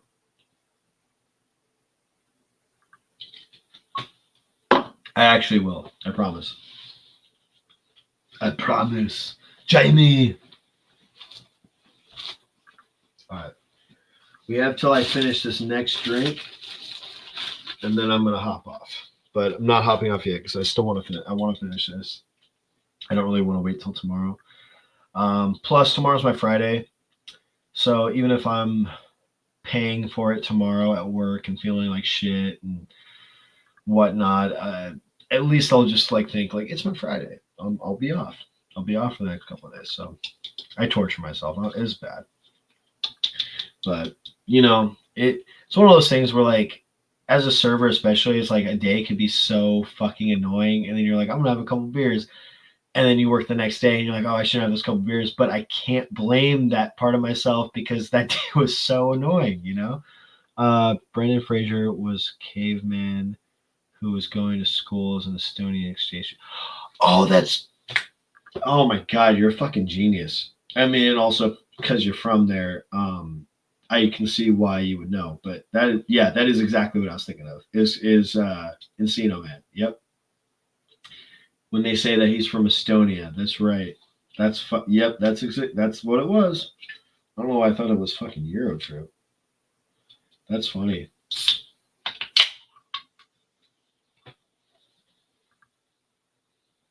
Yeah, it makes me want to watch it again. That needs a Blu-ray. That and Son. They need to do like a box set, like that. Son-in-Law. I'm in the army now. Biodome's already got a Blu-ray, but I think it's out of print now. I don't know. But they need to put Encino Man, Son-in-Law, which are the better of the two, and then I'm in the army now, which I'm not a huge fan of. But as a Blu-ray box set, I wouldn't mind that. Especially Son-in-Law. That needs a fucking Blu-ray, dude. Like, come on, like. Disney needs to get their nuts off of every fucking physical release. Like, just make money. Like, let Sony take it over at least. Like, come on now. I saw an interesting video of Bill Duke saying the title actor is annoying because actors don't act, they become. So does he want them to be called becomers? Or becomer? Come on, they killed you, Bill Duke, in Commando. Come on. Put a fucking splinter in your chest. Yeah, no, it's kind of a good point, but I mean, they become, but I mean, they're still called actors. Like, again, like, becomer just doesn't have the same, or like, embodiers or whatever you wants to think of it as. I mean, it's not the actors just rolls off the tongue better, I feel like. That's interesting, though. That sounds like something Bill Duke would say. After he breaks a razor off of his face from fucking shaving. That's interesting. That is interesting.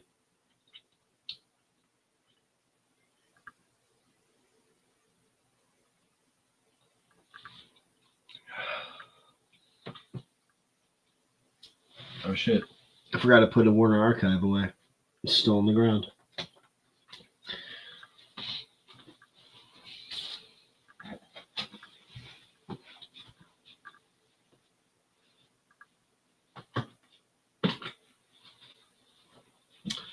All right, who's still in here?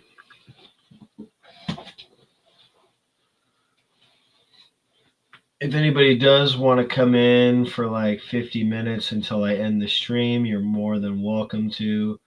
I'll probably stay on until 2. So I'm going to post the link if anybody wants to join for about 50 minutes. If not, I totally understand. Like I said, I'm only going to be on for 50 more minutes. I have to go to bed by 2. So if anybody does want to join for that long, that is up to you guys. Otherwise, we can join tomorrow, which is totally fine too. Which we will do anyway. But I'm just saying, like, I have 50 more minutes. If somebody wants to join for that, that is totally fine. If not, I totally get it too.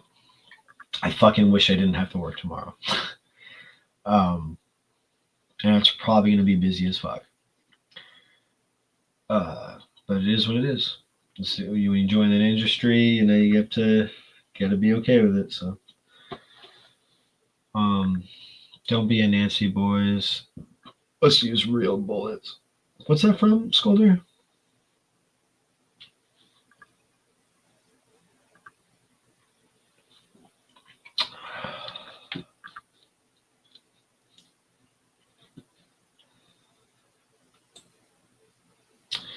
Oh, there he is. What's up, Sasha? Hey, hi. Yeah, let me turn down my speakers a little bit. I'm not used to having like actual speakers. Yeah, can you talk real quick? I can hear you. Okay, cool. I can hear you too. I just heard you too well for a second. It was kind of loud. Oh, I'm sorry. Oh no, it's not your fault. I'm not used to having an actual setup, like with like speakers and like actual Logitech speakers. Like I just used to being on a laptop where everything's compressed and together, you know. Yeah.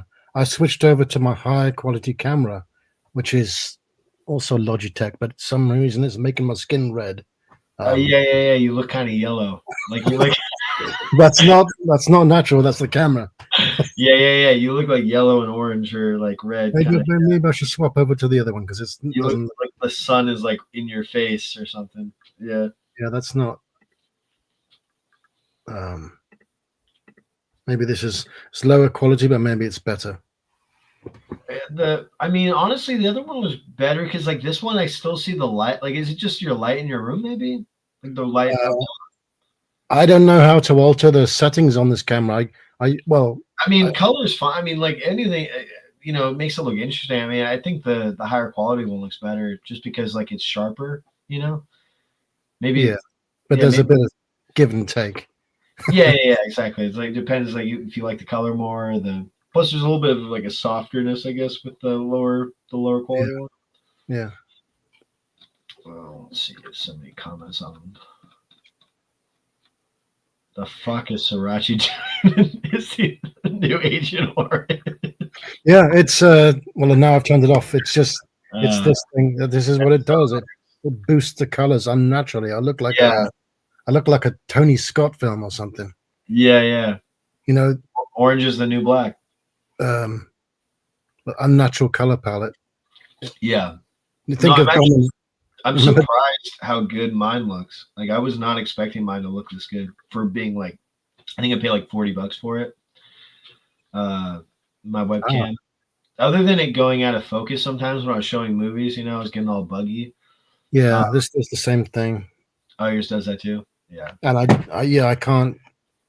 Years ago when I used it, I was able to control it. Now I can just turn it on and use it. I can't adjust anything on it. Or maybe I could if I knew what I was doing. Actually, Jace told me how to do that, and maybe I need his help with that again. I don't know. Yeah, maybe I do too, honestly. Because I don't remember. Did you say 15 minutes or 50? 50. 50. Yeah. 50. Yeah. Just till 2, and then I'm down to do this again tomorrow night longer. I just have to work tomorrow, and I don't want to hate myself too much at work tomorrow. Like I don't want to be up till like 4 in the morning and then wake up at 9 and like feel like asking. Don't do that, because the day we were leaving place in France, a friend kept us up until 4 in the morning, and he knew we were leaving the next day, but you know, he just wanted to talk and say things, but the timing wasn't good. Yeah, no, I bet. Yeah, no, I just can't help like because tonight I almost didn't do the stream because I was like, oh, I have to work tomorrow and I'm probably gonna be on it too late and yada yada yada. But I was like, I just couldn't wait. You know, I just had to get it done. And I think tonight was a good stream. I think it was worth it. You know, a lot of people, good amount of people were watching the whole time and got into a nice groove. And it's kind of dead now, but you know, that's why I wanted somebody to hop in because just more focuses like a conversation now. You know. Yeah.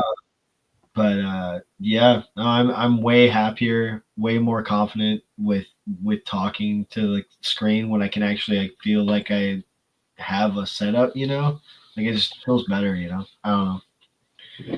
I just felt like it was more unbalanced before. Like I just never really knew what my setup was. Like I just always had a different background, like different lighting, different, you know. It didn't really feel concrete to me, you know. Oh, you're not talking about you mean your location as well as your? Well, yeah, I mean the location helps, but if I had like a set like you know spot where I had like a computer, plus like that room had horrible lighting, like at my parents', and it was just I don't know, it's like very like let's just say this is a smaller room, but it feels more spacious than that room did in some ways because like I don't know, it's just like because this is actually a bedroom. So it feels more cozy, and I feel like I can actually put things where they belong. Or in that room, it felt like a basement. So everything just felt way too spacious from each other and just felt too gaped, you know, like pardon my French, but it didn't feel like natural, you know. It just felt like I was in a garage or something. Like I don't know, it just felt weird. It didn't feel like a bedroom, you know. Yeah. And I didn't have a desktop. I didn't have a computer. I had a laptop. And I think by the time I actually did start to kind of have a setup, I didn't live there anymore, so I just like it here way more. And being on my own feels a lot better. And I don't have to worry about my mom bowling or making bread at fucking 3 in the morning or 4 in the morning and hearing that shit fucking going on. Uh, Not actually bowling, but she just makes some weird ass noises and like so much ruckus at like 3 to 4 in the morning. Like it felt like she was bowling. Uh, so I love my parents to death, but it is very nice not living with them, and I would never live with them again. Love them to death.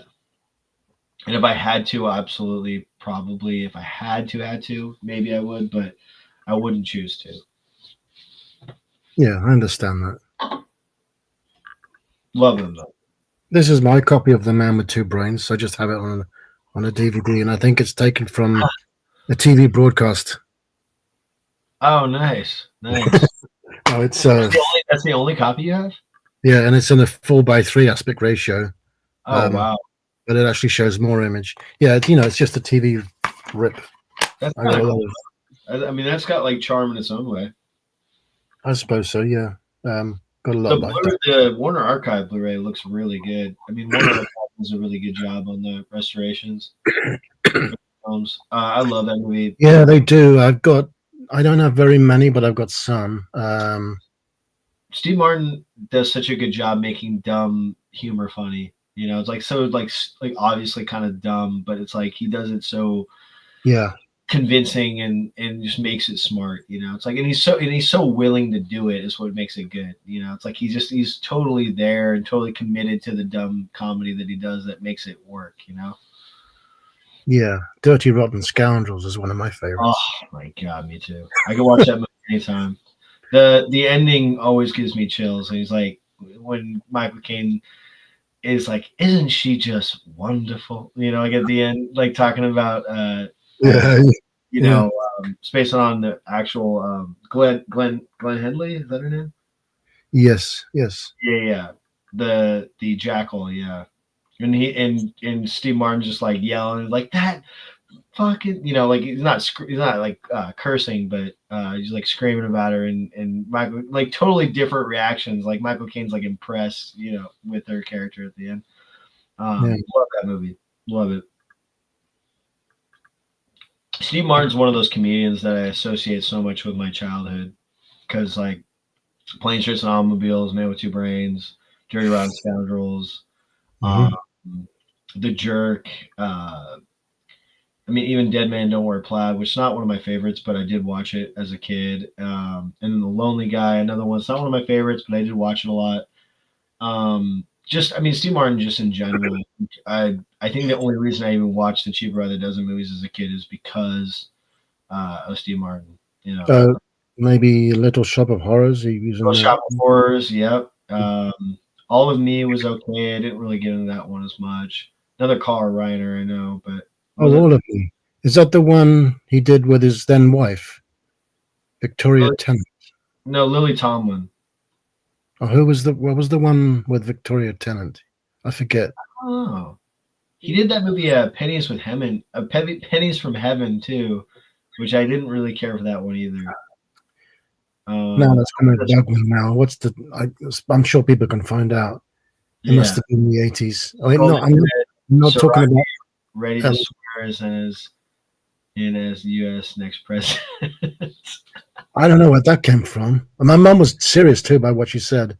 Um, Your mom overheard my live. well, no, she's seen your Apple Pommet films, so she knows you've Oh, got your talent mom has. as a filmmaker. And she said you're very personable and obviously very intelligent. And she said you should run America. Oh shit!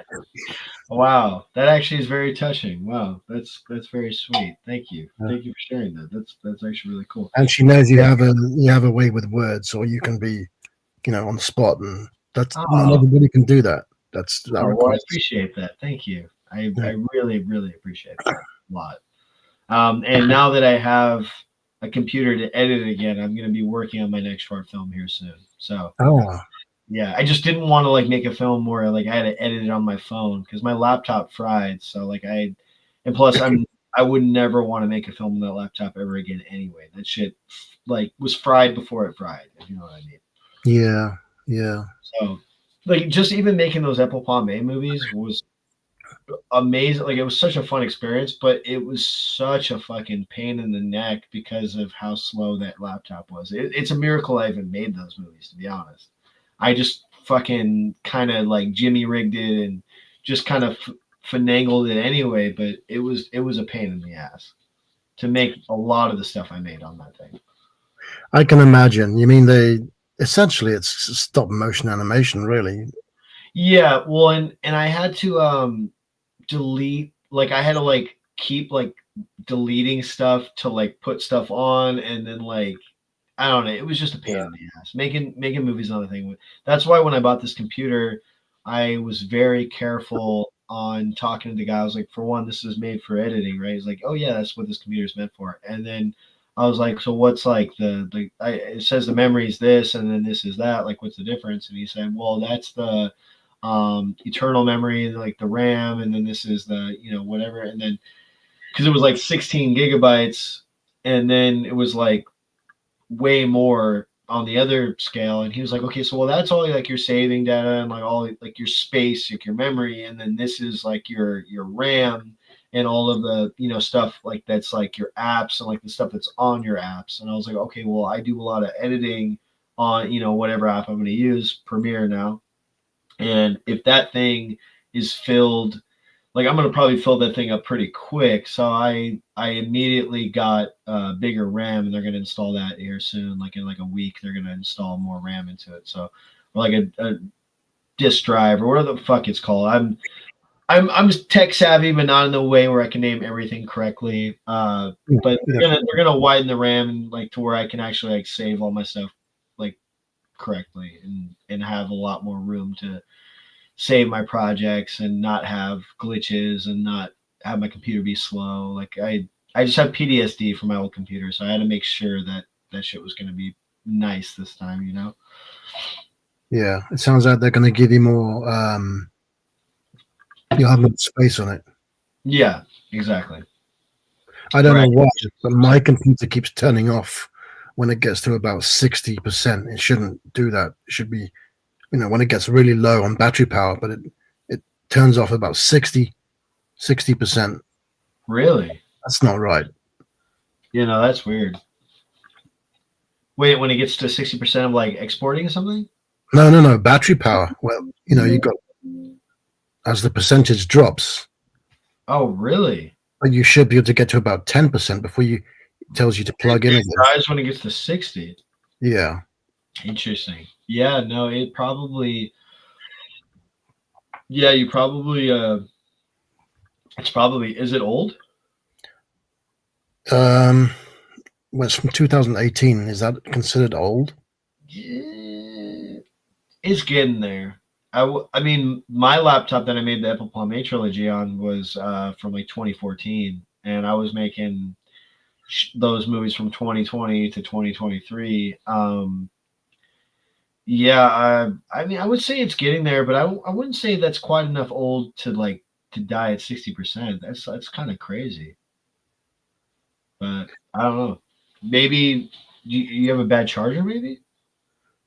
I just actually ordered a new charger cable because this one, the pin sort of pivots. Okay. It's not secure, so I'm gonna get a new one. I'm receiving it today. It's out for delivery today. And it's a proper one, so it's going to stop that problem. But I hope that means it's going to last longer. Yeah, no, I would hope so too. Yeah, sometimes the charger can definitely be very crucial to that.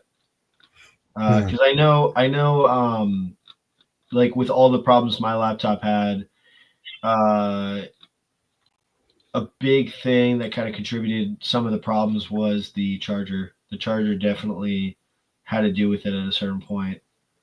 Actually, what I do is I find a short video or a long video, it doesn't matter the length, but I play a video on a loop so my computer is always in use, because if it could just turn itself off midway. But that's not I'm doing that. So I'm playing a 2001 video on a loop right now, just to keep my computer from doing that. That's good. I mean, that's pretty much all you can do right now until you figure out another way to get past that 60% mark. Sometimes it's higher than or lower than 58%. Or I know that's not normal for that to happen, but it keeps happening. Yeah, that is weird. I know computers are a fucking bitch. Like they're like almost like living people. You know, you have to like take care of them, and it's almost like they're like a dog in a way. Like they age faster than humans. You know, it's like you think with how advanced computers are, you think they could outlive a human being. You think you get a nice computer and it works for like 100 years. Like no, like that shit takes so much maintenance, so much care, so much attention. It's like a plant too. You need to like keep it watered. You need to like blow up the dust. You need to like breastfeed it. Like the maintenance never ends with computers. It's crazy. At least that's from my experience with it. Yeah, that makes me feel like I should name it. Give it a You human name. I'm thinking Amy for some reason. Don't know why. Amy, Amy, Yeah, not Rihanna. I Rihanna. don't know any. I don't know any Amy, so there's no attachment there. It's just Uh, a name that came to my mind. I know a couple Amy's actually. I had an art teacher named Amy, and then one of my best friend's mom's name is Amy, and I talk to her quite often actually. She actually made me a movie blanket with like a bunch of like movie posters on a blanket for Christmas, which was cool. Oh, yeah, that is Gotta nice. love those Amy's.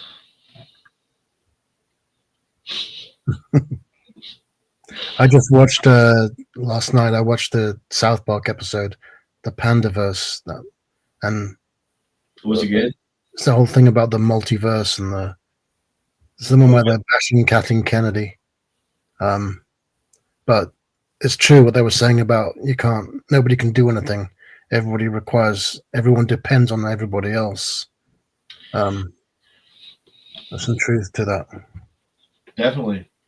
Well, South Park has always been really true. Like with how ridiculous and over the top they can be, they've always had a lot of truth to what they're. I mean, just anything when you satirize anything, you want to have a lot of truth to it. You know, to make it funny. Because if you can't relate to it, it's not going to be funny. The the best seasons I think of South Park. So my roommate, my friend, he was just watching one of the newer episodes. Like I think of like the last like 5 or 6 seasons, and it was okay. But I just think they like I don't know. I think they're running out of ideas. I think the first 15 seasons were like amazing, and then after that, they just kind of started falling off. In my opinion, I think they kind of started running out of steam. Which, like, if you make 15 seasons of a show, that's already a feat. Like, why do you have to keep going after that? You know, like you're like The Simpsons. Like after season 10, like why do you have to keep going? Like, I know you're making money and you're giving these people careers and like jobs. Fine, that's cool, but maybe like just give them a different show to do. Like why continue something till it's broken, till it's like not even the same thing that it used to be, you know? Yeah, you're right. Because maybe it's not in the vernacular to think of. Well, why would we stop doing this? Let's keep going. It's The Simpsons. They have that reputation, but I know people don't like The Simpsons like they used to. I haven't seen The Simpsons since 1998. Well, that's about when it was starting to fall off. Like I, I would I say that remember. was like season 10, I think.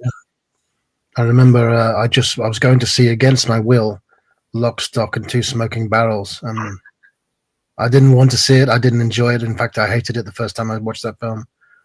On a review, on a rewatch, it's been better, but I didn't like it the first time. Do you like Snatch? I just thought every scene is borrowing from something else. There's no originality here. Mm. But yeah, that was the last time I saw The Simpsons. That's so random. That's awesome though. Yeah, that was random. I've actually never seen Lock, Stock, but I love Snatch. That's probably like my favorite Guy Ritchie movie. You probably wouldn't be as harsh on it as I was. Yeah. I just wasn't in the mood to see it, so maybe that reflected on my. I need to like rent it or something. Because I remember I had the Blu-ray for a long time of Lock, Stock, and I never watched it. And then I ended up selling it because I never watched it. And it was one of those things, like kind of an impulse sell, because like I was like, oh well, if I want to watch, I'll just rent it or I'll rebuy it or whatever. But then since I sold it, is why I've never watched it. You know, like I could have had a chance to watch it. I had the Blu-ray for like a few years, Mhm. and I never watched it and sold it for that reason. But that didn't help anything. I still haven't watched it, so I don't Yeah. know. I kind of fucked myself on that one. Oh, I mean, if you want to see it, there are ways you can see it. True, true. Well, now I have a computer. I can download the torrent if I want to. No, I'm not going to. I'm so afraid of getting viruses and shit. Like I can't do it. Oh yeah. Yeah, I just got it on DVD. I think it's the director's. Yeah, I got it there, the director's cut, and Rock and Rollers next to it. Another Guy Ritchie film Mm. on DVD. Wait, which one do you have on DVD? Lock, Stock? Well, both of those. And Uh, actually, next to that is Revolver, one with do you have all your DVDs together? another Guy Ritchie film, 3 side by side. Yeah, I do. They're all here. Well, no, I've got some DVDs on the shelf there. I don't care about formats. I put a DVD next to a Blu-ray. So what? Really? It's the films that it's not the format for me. To me, it's like a shape thing. Like it's just aesthetically displeasing to me when I have like a bigger shape next to a smaller shape. Yeah. What's that? A friend of mine, maybe you know him or remember him, LJ. Yeah. He got one of those Ernest films. Ernest goes camping, or Ernest does something. I don't know. Ernest Goes to Camp. But he's got the DVD of it, and he asked me to make him a Blu-ray case for the DVD. So because he didn't want the sizes to alter, so Yeah. it's for DVD, but it's in a Blu-ray case, just so he can have them side by side. Like side by side, yeah. So I did that. I mean, honest, I'm the same way. Like I have Ernest Goes to Camp and Goes to Jail on Blu-ray, and then I have Ernest Scared Stupid on Blu-ray, but I have all the other Ernest movies on DVD. So like I don't have them together. Like I have some Ernest movies in the living room in my DVD shelf, and then I have like the other half in my Blu-ray shelf. I just can't mix them. It fucks with my OCD so bad. I can't do it. Oh well, I've got all the Bond films here on Blu-ray, but amongst all my DVDs, they're all. Maybe I should put them over there with my Blu-rays, but space is a real issue.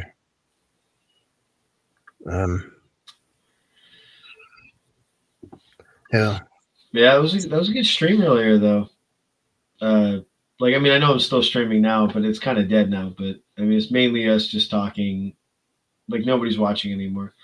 Oh. But the stream, which people were for a little while, but I think it's just like I think people are going to bed. I mean, it's 1:35 for me, so most people in the States it's 4:30 in the morning.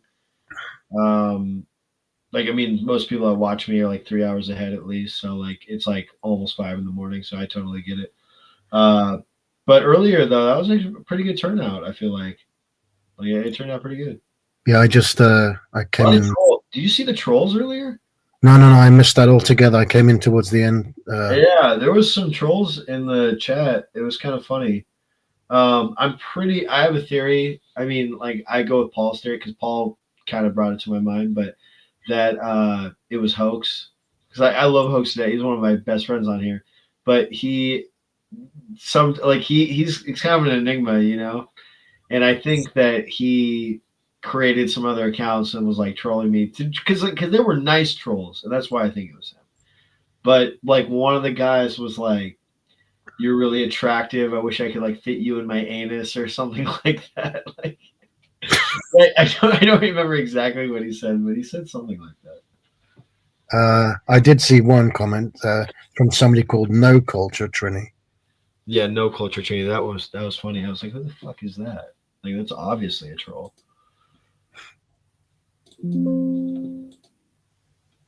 Talk again, real quick. Mashed potato. Wait, one more time. Bob Hoskins. Bob Hoskins. All right, yeah, it's getting quieter. I just try not to be too loud because my roommates are sleeping, and I don't want to wake them up. Talk one more time. I suppose you heard about David Lynch, right? Yeah. I didn't know at first if it was just another fake because I've seen those videos. Well, I haven't watched them, but they announce people's deaths all the time when they didn't die, and I thought it was that. Yeah, I did too. I was hoping it was. I'm a That, huge that fan. one, I've that one, always liked him. I mean, as a human being, I really admire him, yeah, same. and as a filmmaker.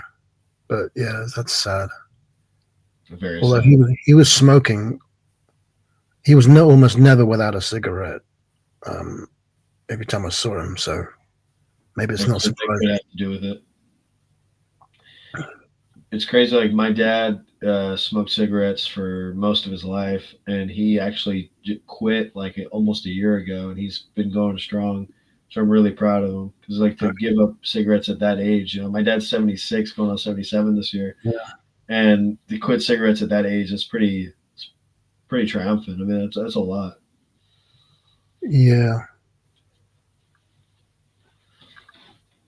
But um, yeah, very sad. Definitely one of those deaths that really hit me.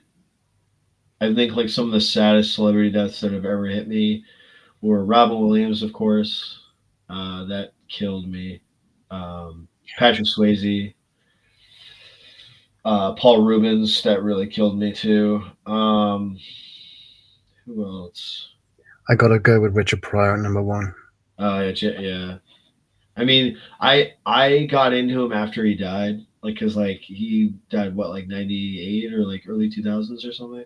No, 2005. Or I think it was. 2005, that's right. So that was Yeah. around when I actually started watching his movies. Was like 2006, 2007. So that's when I got into Richard Pryor. Uh, So like he was one like John Candy too, who I was devastated that he had died. Like when I got into him as a child after way after he died, obviously. Um, I was sad about it because I was like, oh, he's not making any more movies, but it wasn't like a fresh death, like oh, he just died, kind of thing. Like all these actors that I got into after they died, obviously it was like, oh man, that sucks, but it's not the same as like living it. Gene Wilder, when he died, that was pretty devastating to me. Um,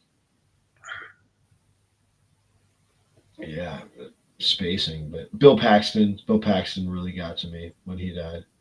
oh yeah, Bill Paxton. Yeah, That really hurt.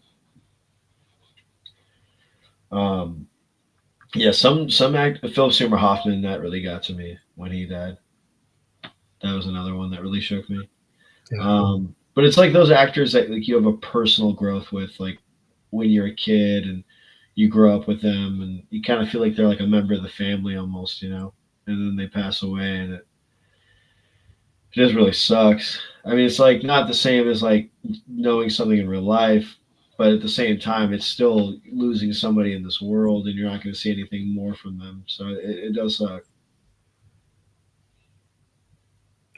Yeah, yeah. That crossed my mind. We're never gonna get another David Lynch film, although I think he stopped making films some time ago. Anyway, Yeah, I feel like we weren't going to get another one anyway, but no more interviews, no like just like you just don't feel him in this world anymore. Like he's gone. his perspective, yeah, was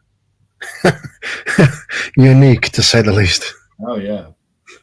I mean, he took so many like usual tropes and like made them his own. Like film noir and just any like kind of genre. Like he made his own in more ways than a lot of directors did. Hmm. Yeah, Even the Straight Story, which is a Disney biopic, he made his own. Like you could, if you didn't see the Disney logo on it, you wouldn't even think it's a Disney movie. But no, I mean, it's got a tiny bit of that schmaltz, but like he just does it so well. You've seen that movie, right? Straight Story. yeah. I think I saw that. Did I see that in the cinema? I don't remember. But yeah, I've seen it. Yeah, it's a good one. I That's got one of my favorite. That's probably my second favorite film of his. I got the Blue Austri- Velvet's my favorite.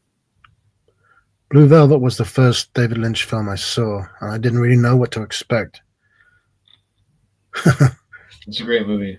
It's so what's great about that movie too. Like I said before, is that it's so classic film noir, but he does it in such a way that you almost forget it is, unless you like really try to dissect it in that way, you know. Yeah. Um, but it's like, but especially on rewatch value, because when I first watched it, I was like, oh, it's very like, David Lynchian, or what people were saying like about his films, like very weird and out there. But then when I watched it again, I was like, this is actually like a black and white film noir story, but done in his own way, and it's just interesting because when you think about the story, it is just straight like a detective story, from its base. But then you get kind of lost along the way in an intentional way, and Dennis Hopper just being so manic and improv, there's improv as well that just like makes him so unpredictable. His character unpredictable, just set like kind of gives a nice offset to the movie that like just kind of keeps you on the edge of your seat. And Kyle MacLachlan, the fact that David Lynch kind of just discovered that guy and he didn't really do much before that is just incredible because I've always been a huge fan of his, and he just seems so natural in that role. Yeah. Wasn't that, I could be wrong, but wasn't that one of, that was early on in, I mean, I know that film was made in 1986, but wasn't that one of his first films? Uh, Yeah, David yeah, I Lynch. believe that was. If not, I mean, it might have been his first. Like, I don't know if it was his first film, but it was definitely his first like major film. Yeah. I mean, 9 years after Eraserhead. Wait, are you saying David Lynch or Kyle MacLachlan? I meant David Lynch. Oh, Kyle, yeah, David Lynch. He did a few films before that. David Lynch. Well, he did the Elephant Man before that, Oh, yeah, of course. and and that was like probably questionably his biggest like kind of commercial production. I mean, like that was like a movie that appealed to most audiences. I mean, it was Mhm. very theatrical, very classic.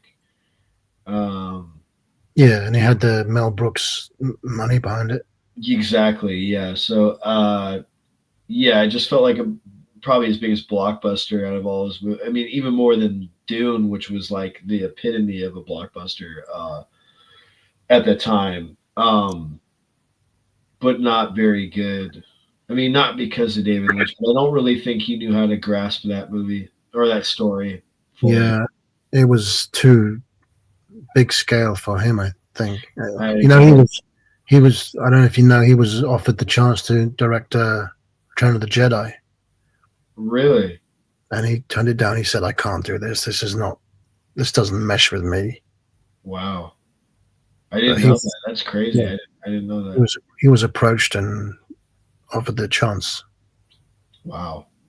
That's incredible. I have no clue.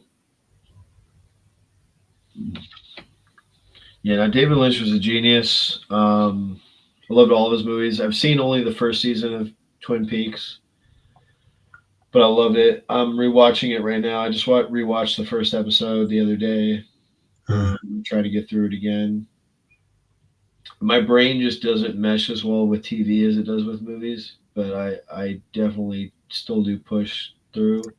Is it because of the long form of it? It Yeah, requires it's just more like I just want to get to another story. Like it's like I can only go through the pacing of a story for so long until I'm like, okay, like this is great, but I kind of just want it to end already, even if it's amazing. It's like I like, even when a movie's over 3 hours long or even over 2.5 hours long, I'm like, okay, this could have been shorter, a lot of the time.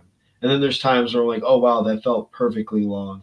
And that flew by. Like The Sopranos, that show was amazing and I think it was perfectly long and I loved it the whole time. But I had faith for it. And so I guess it's hard Mhm. to get the faith sometimes for me. Like it's hard for me to be like, oh yeah, this will fly. Like, oh, this is great. Like, I don't know. I'm just really weird with TV. Like, it's just to muster up momentum to watch a TV show is a lot more than watching a movie. Because like even now, like I love watching movies. Don't get me wrong, but when I work and I work a long day, there's sometimes I don't even have the momentum to watch a movie. You know, it's like sometimes I just want to watch like a cartoon or Something shorter. yeah, it's just like or like a TV show, like a sitcom or something. You know, it's like I like my brain gets like worn out sometimes where I just don't even like have the energy to watch certain things, let alone a show, you know. And then on my days off, I don't want to spend my whole day off watching one thing, you know. It's like I don't know, it's tough. Yeah. I've introduced a friend actually to David Simon's series Treme. I think it's amazing, and she's really getting into it. But it's 4 seasons. There's it's got a long runtime. It's called Treme. Well, the last season is only 5 episodes. Yeah, it's about the aftermath of Hurricane Katrina and how people cope with that. And it's set in New Orleans. It's about the people. It's really great. Um, Treme. but David Simon can do no wrong in my eyes.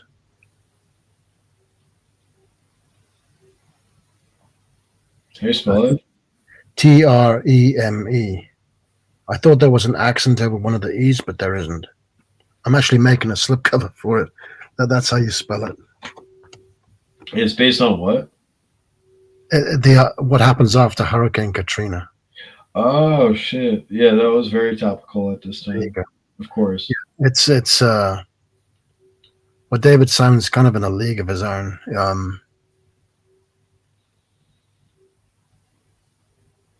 I'll have to check it out. I mean, again, if I can muster up the the energy for it, not that Yeah, I don't think it looks good or anything, but it's just like even like the new show, The Penguin and like Squid Games. It's like I can't even like it's like I watched the first episode of The Penguin, loved it, and then just kind of fell off. Like I want to watch it. I kind of just wish like everything was a movie. Like I don't think stories need to be that long. Like most of the time, I think you kind of well, lose track of the momentum sometimes. You lose track of the storytelling sometimes. Like even shows I really love, I'm just like I kind of wish this was a movie. You know, yeah, like I get that. I mean, Martin Scorsese directed the pilot episode of Boardwalk Empire, and he was a producer on the series. And he said basically the opposite of what you just said. He said he likes it because of the long form, and you can go into more depth yeah. than you can in a film with character development. I guess I kind of have the Quentin Tarantino feel because Quentin Tarantino is the same way I am. He doesn't really like TV as much as movies. He thinks that movies. I think like I didn't watch the full interview, but he said something along the lines that like TV doesn't do the same like cinematic value as movies do. And I think they can. Like They Sopranos can, is like a long movie. Like don't get me wrong. Like it's just for instance, I want to rewatch The Sopranos, but then I'm like, oh my god, that's like fucking 60 hours or something. You know, it's like. But then if I want to watch Goodfellas, that's 2.5 hours. I get that whole story done in 2.5 hours. Like it, yeah, and that whole show was like took a lot from Goodfellas intentionally. I mean, like, which I love that show, and I've been wanting to rewatch it, but I just it especially like with I have really bad OCD, and it's hard for me to like get in my brain to get into these sessions sometimes to watch stuff, and it makes it harder when I have to up the time. Like even Lonesome Dove, which is one of my favorite miniseries of all time. I'm like, okay, that's like 5 hours. Like 4.5 hours. I have to devote my time to rewatch it, like which I yeah, want, but yeah. it's like it's time. Time is money, and time is you know That's it, valid. like but then I watch like 3 hour and a half movies or 2.5 hour movies, and I'm fine. Like I don't really care, but I don't know. My brain's just really weird. Like it's hard for me to muster up the you know the momentum to watch stuff sometimes, depending Mm, on the length. it makes sense. But then like Green Mile, that movie's 3 hours long. I watch that, it feels like an hour to me. Like I watch the movie anytime. It, some people might be like, oh, that movie's too long. I think the movie's perfectly long. I think it flies by. But then I watch a movie that's like some movies that are like an hour and 50 minutes, and I'm like, that movie was way too long. Like it felt like it was 3 hours. Where Green Mile felt like it was an hour and 50 minutes.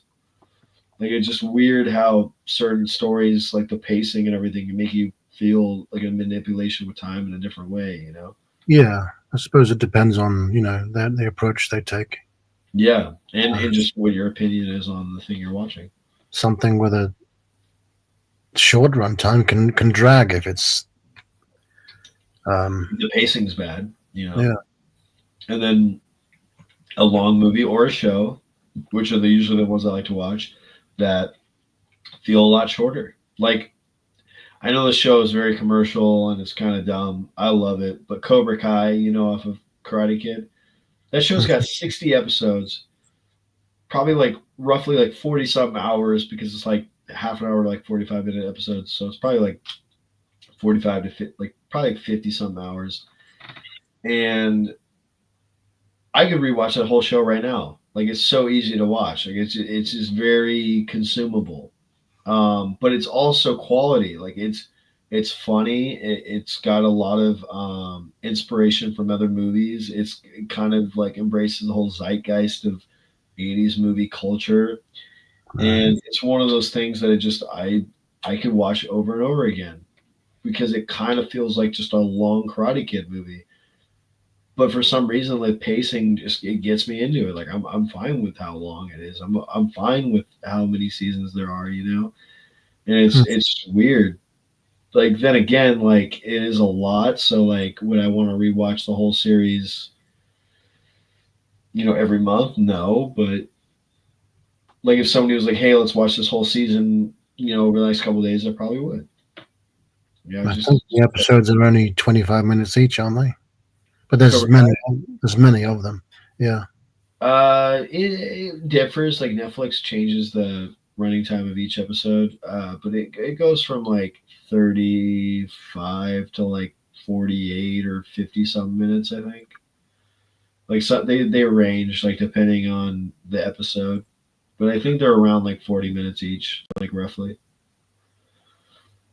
So they're not like a full hour, but they're not too short. They're not too long. Yeah. Well, that might be because of if you have attachment to Those movies. to the originals, you're going to be Oh drawn to it more. yeah, no, and I actually love haven't the guy. myself, and I haven't started it yet. You do like Karate Kid? I do. The first, well, yeah, the first. I've seen the three films. I didn't watch the one with Hilary Swank. Oh, that was terrible. Um, The first three are great in their own way. I mean, the first one's amazing in an objectively good way. Like I think the first one's a great movie. The second one's good. The thing about the show I like is it makes the movies better. Like it makes the sequels better. Like it makes it make more sense because it brings back characters from the movies and it just like it makes more sense to the lore when you watch the show. Because then you watch the movies like, oh, that makes more sense. Because before, like when you watch the movies, you're like, oh, it's just like a sequel with different character, like the same movie basically with new characters and oh, a new villain. Like it gets cheesier, gets shittier, whatever. But the show makes more sense to that. Like you're like, oh wow, like this character's back and this is why and this character has a different like you can see like where they were coming from and where this character was coming from and then maybe not at all where this character was coming from. It's interesting. It's really good.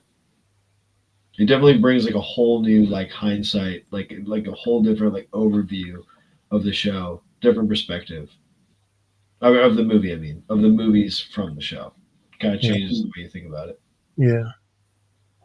Oh, I just found out recently. Pat Morita was best friends with Red Fox, Oh, really? For and Samurai Song? he did the most amazing impression of him because he used to be a stand-up comic, and I saw him telling a story about when he wanted money from him, and his impression of him was just flawless.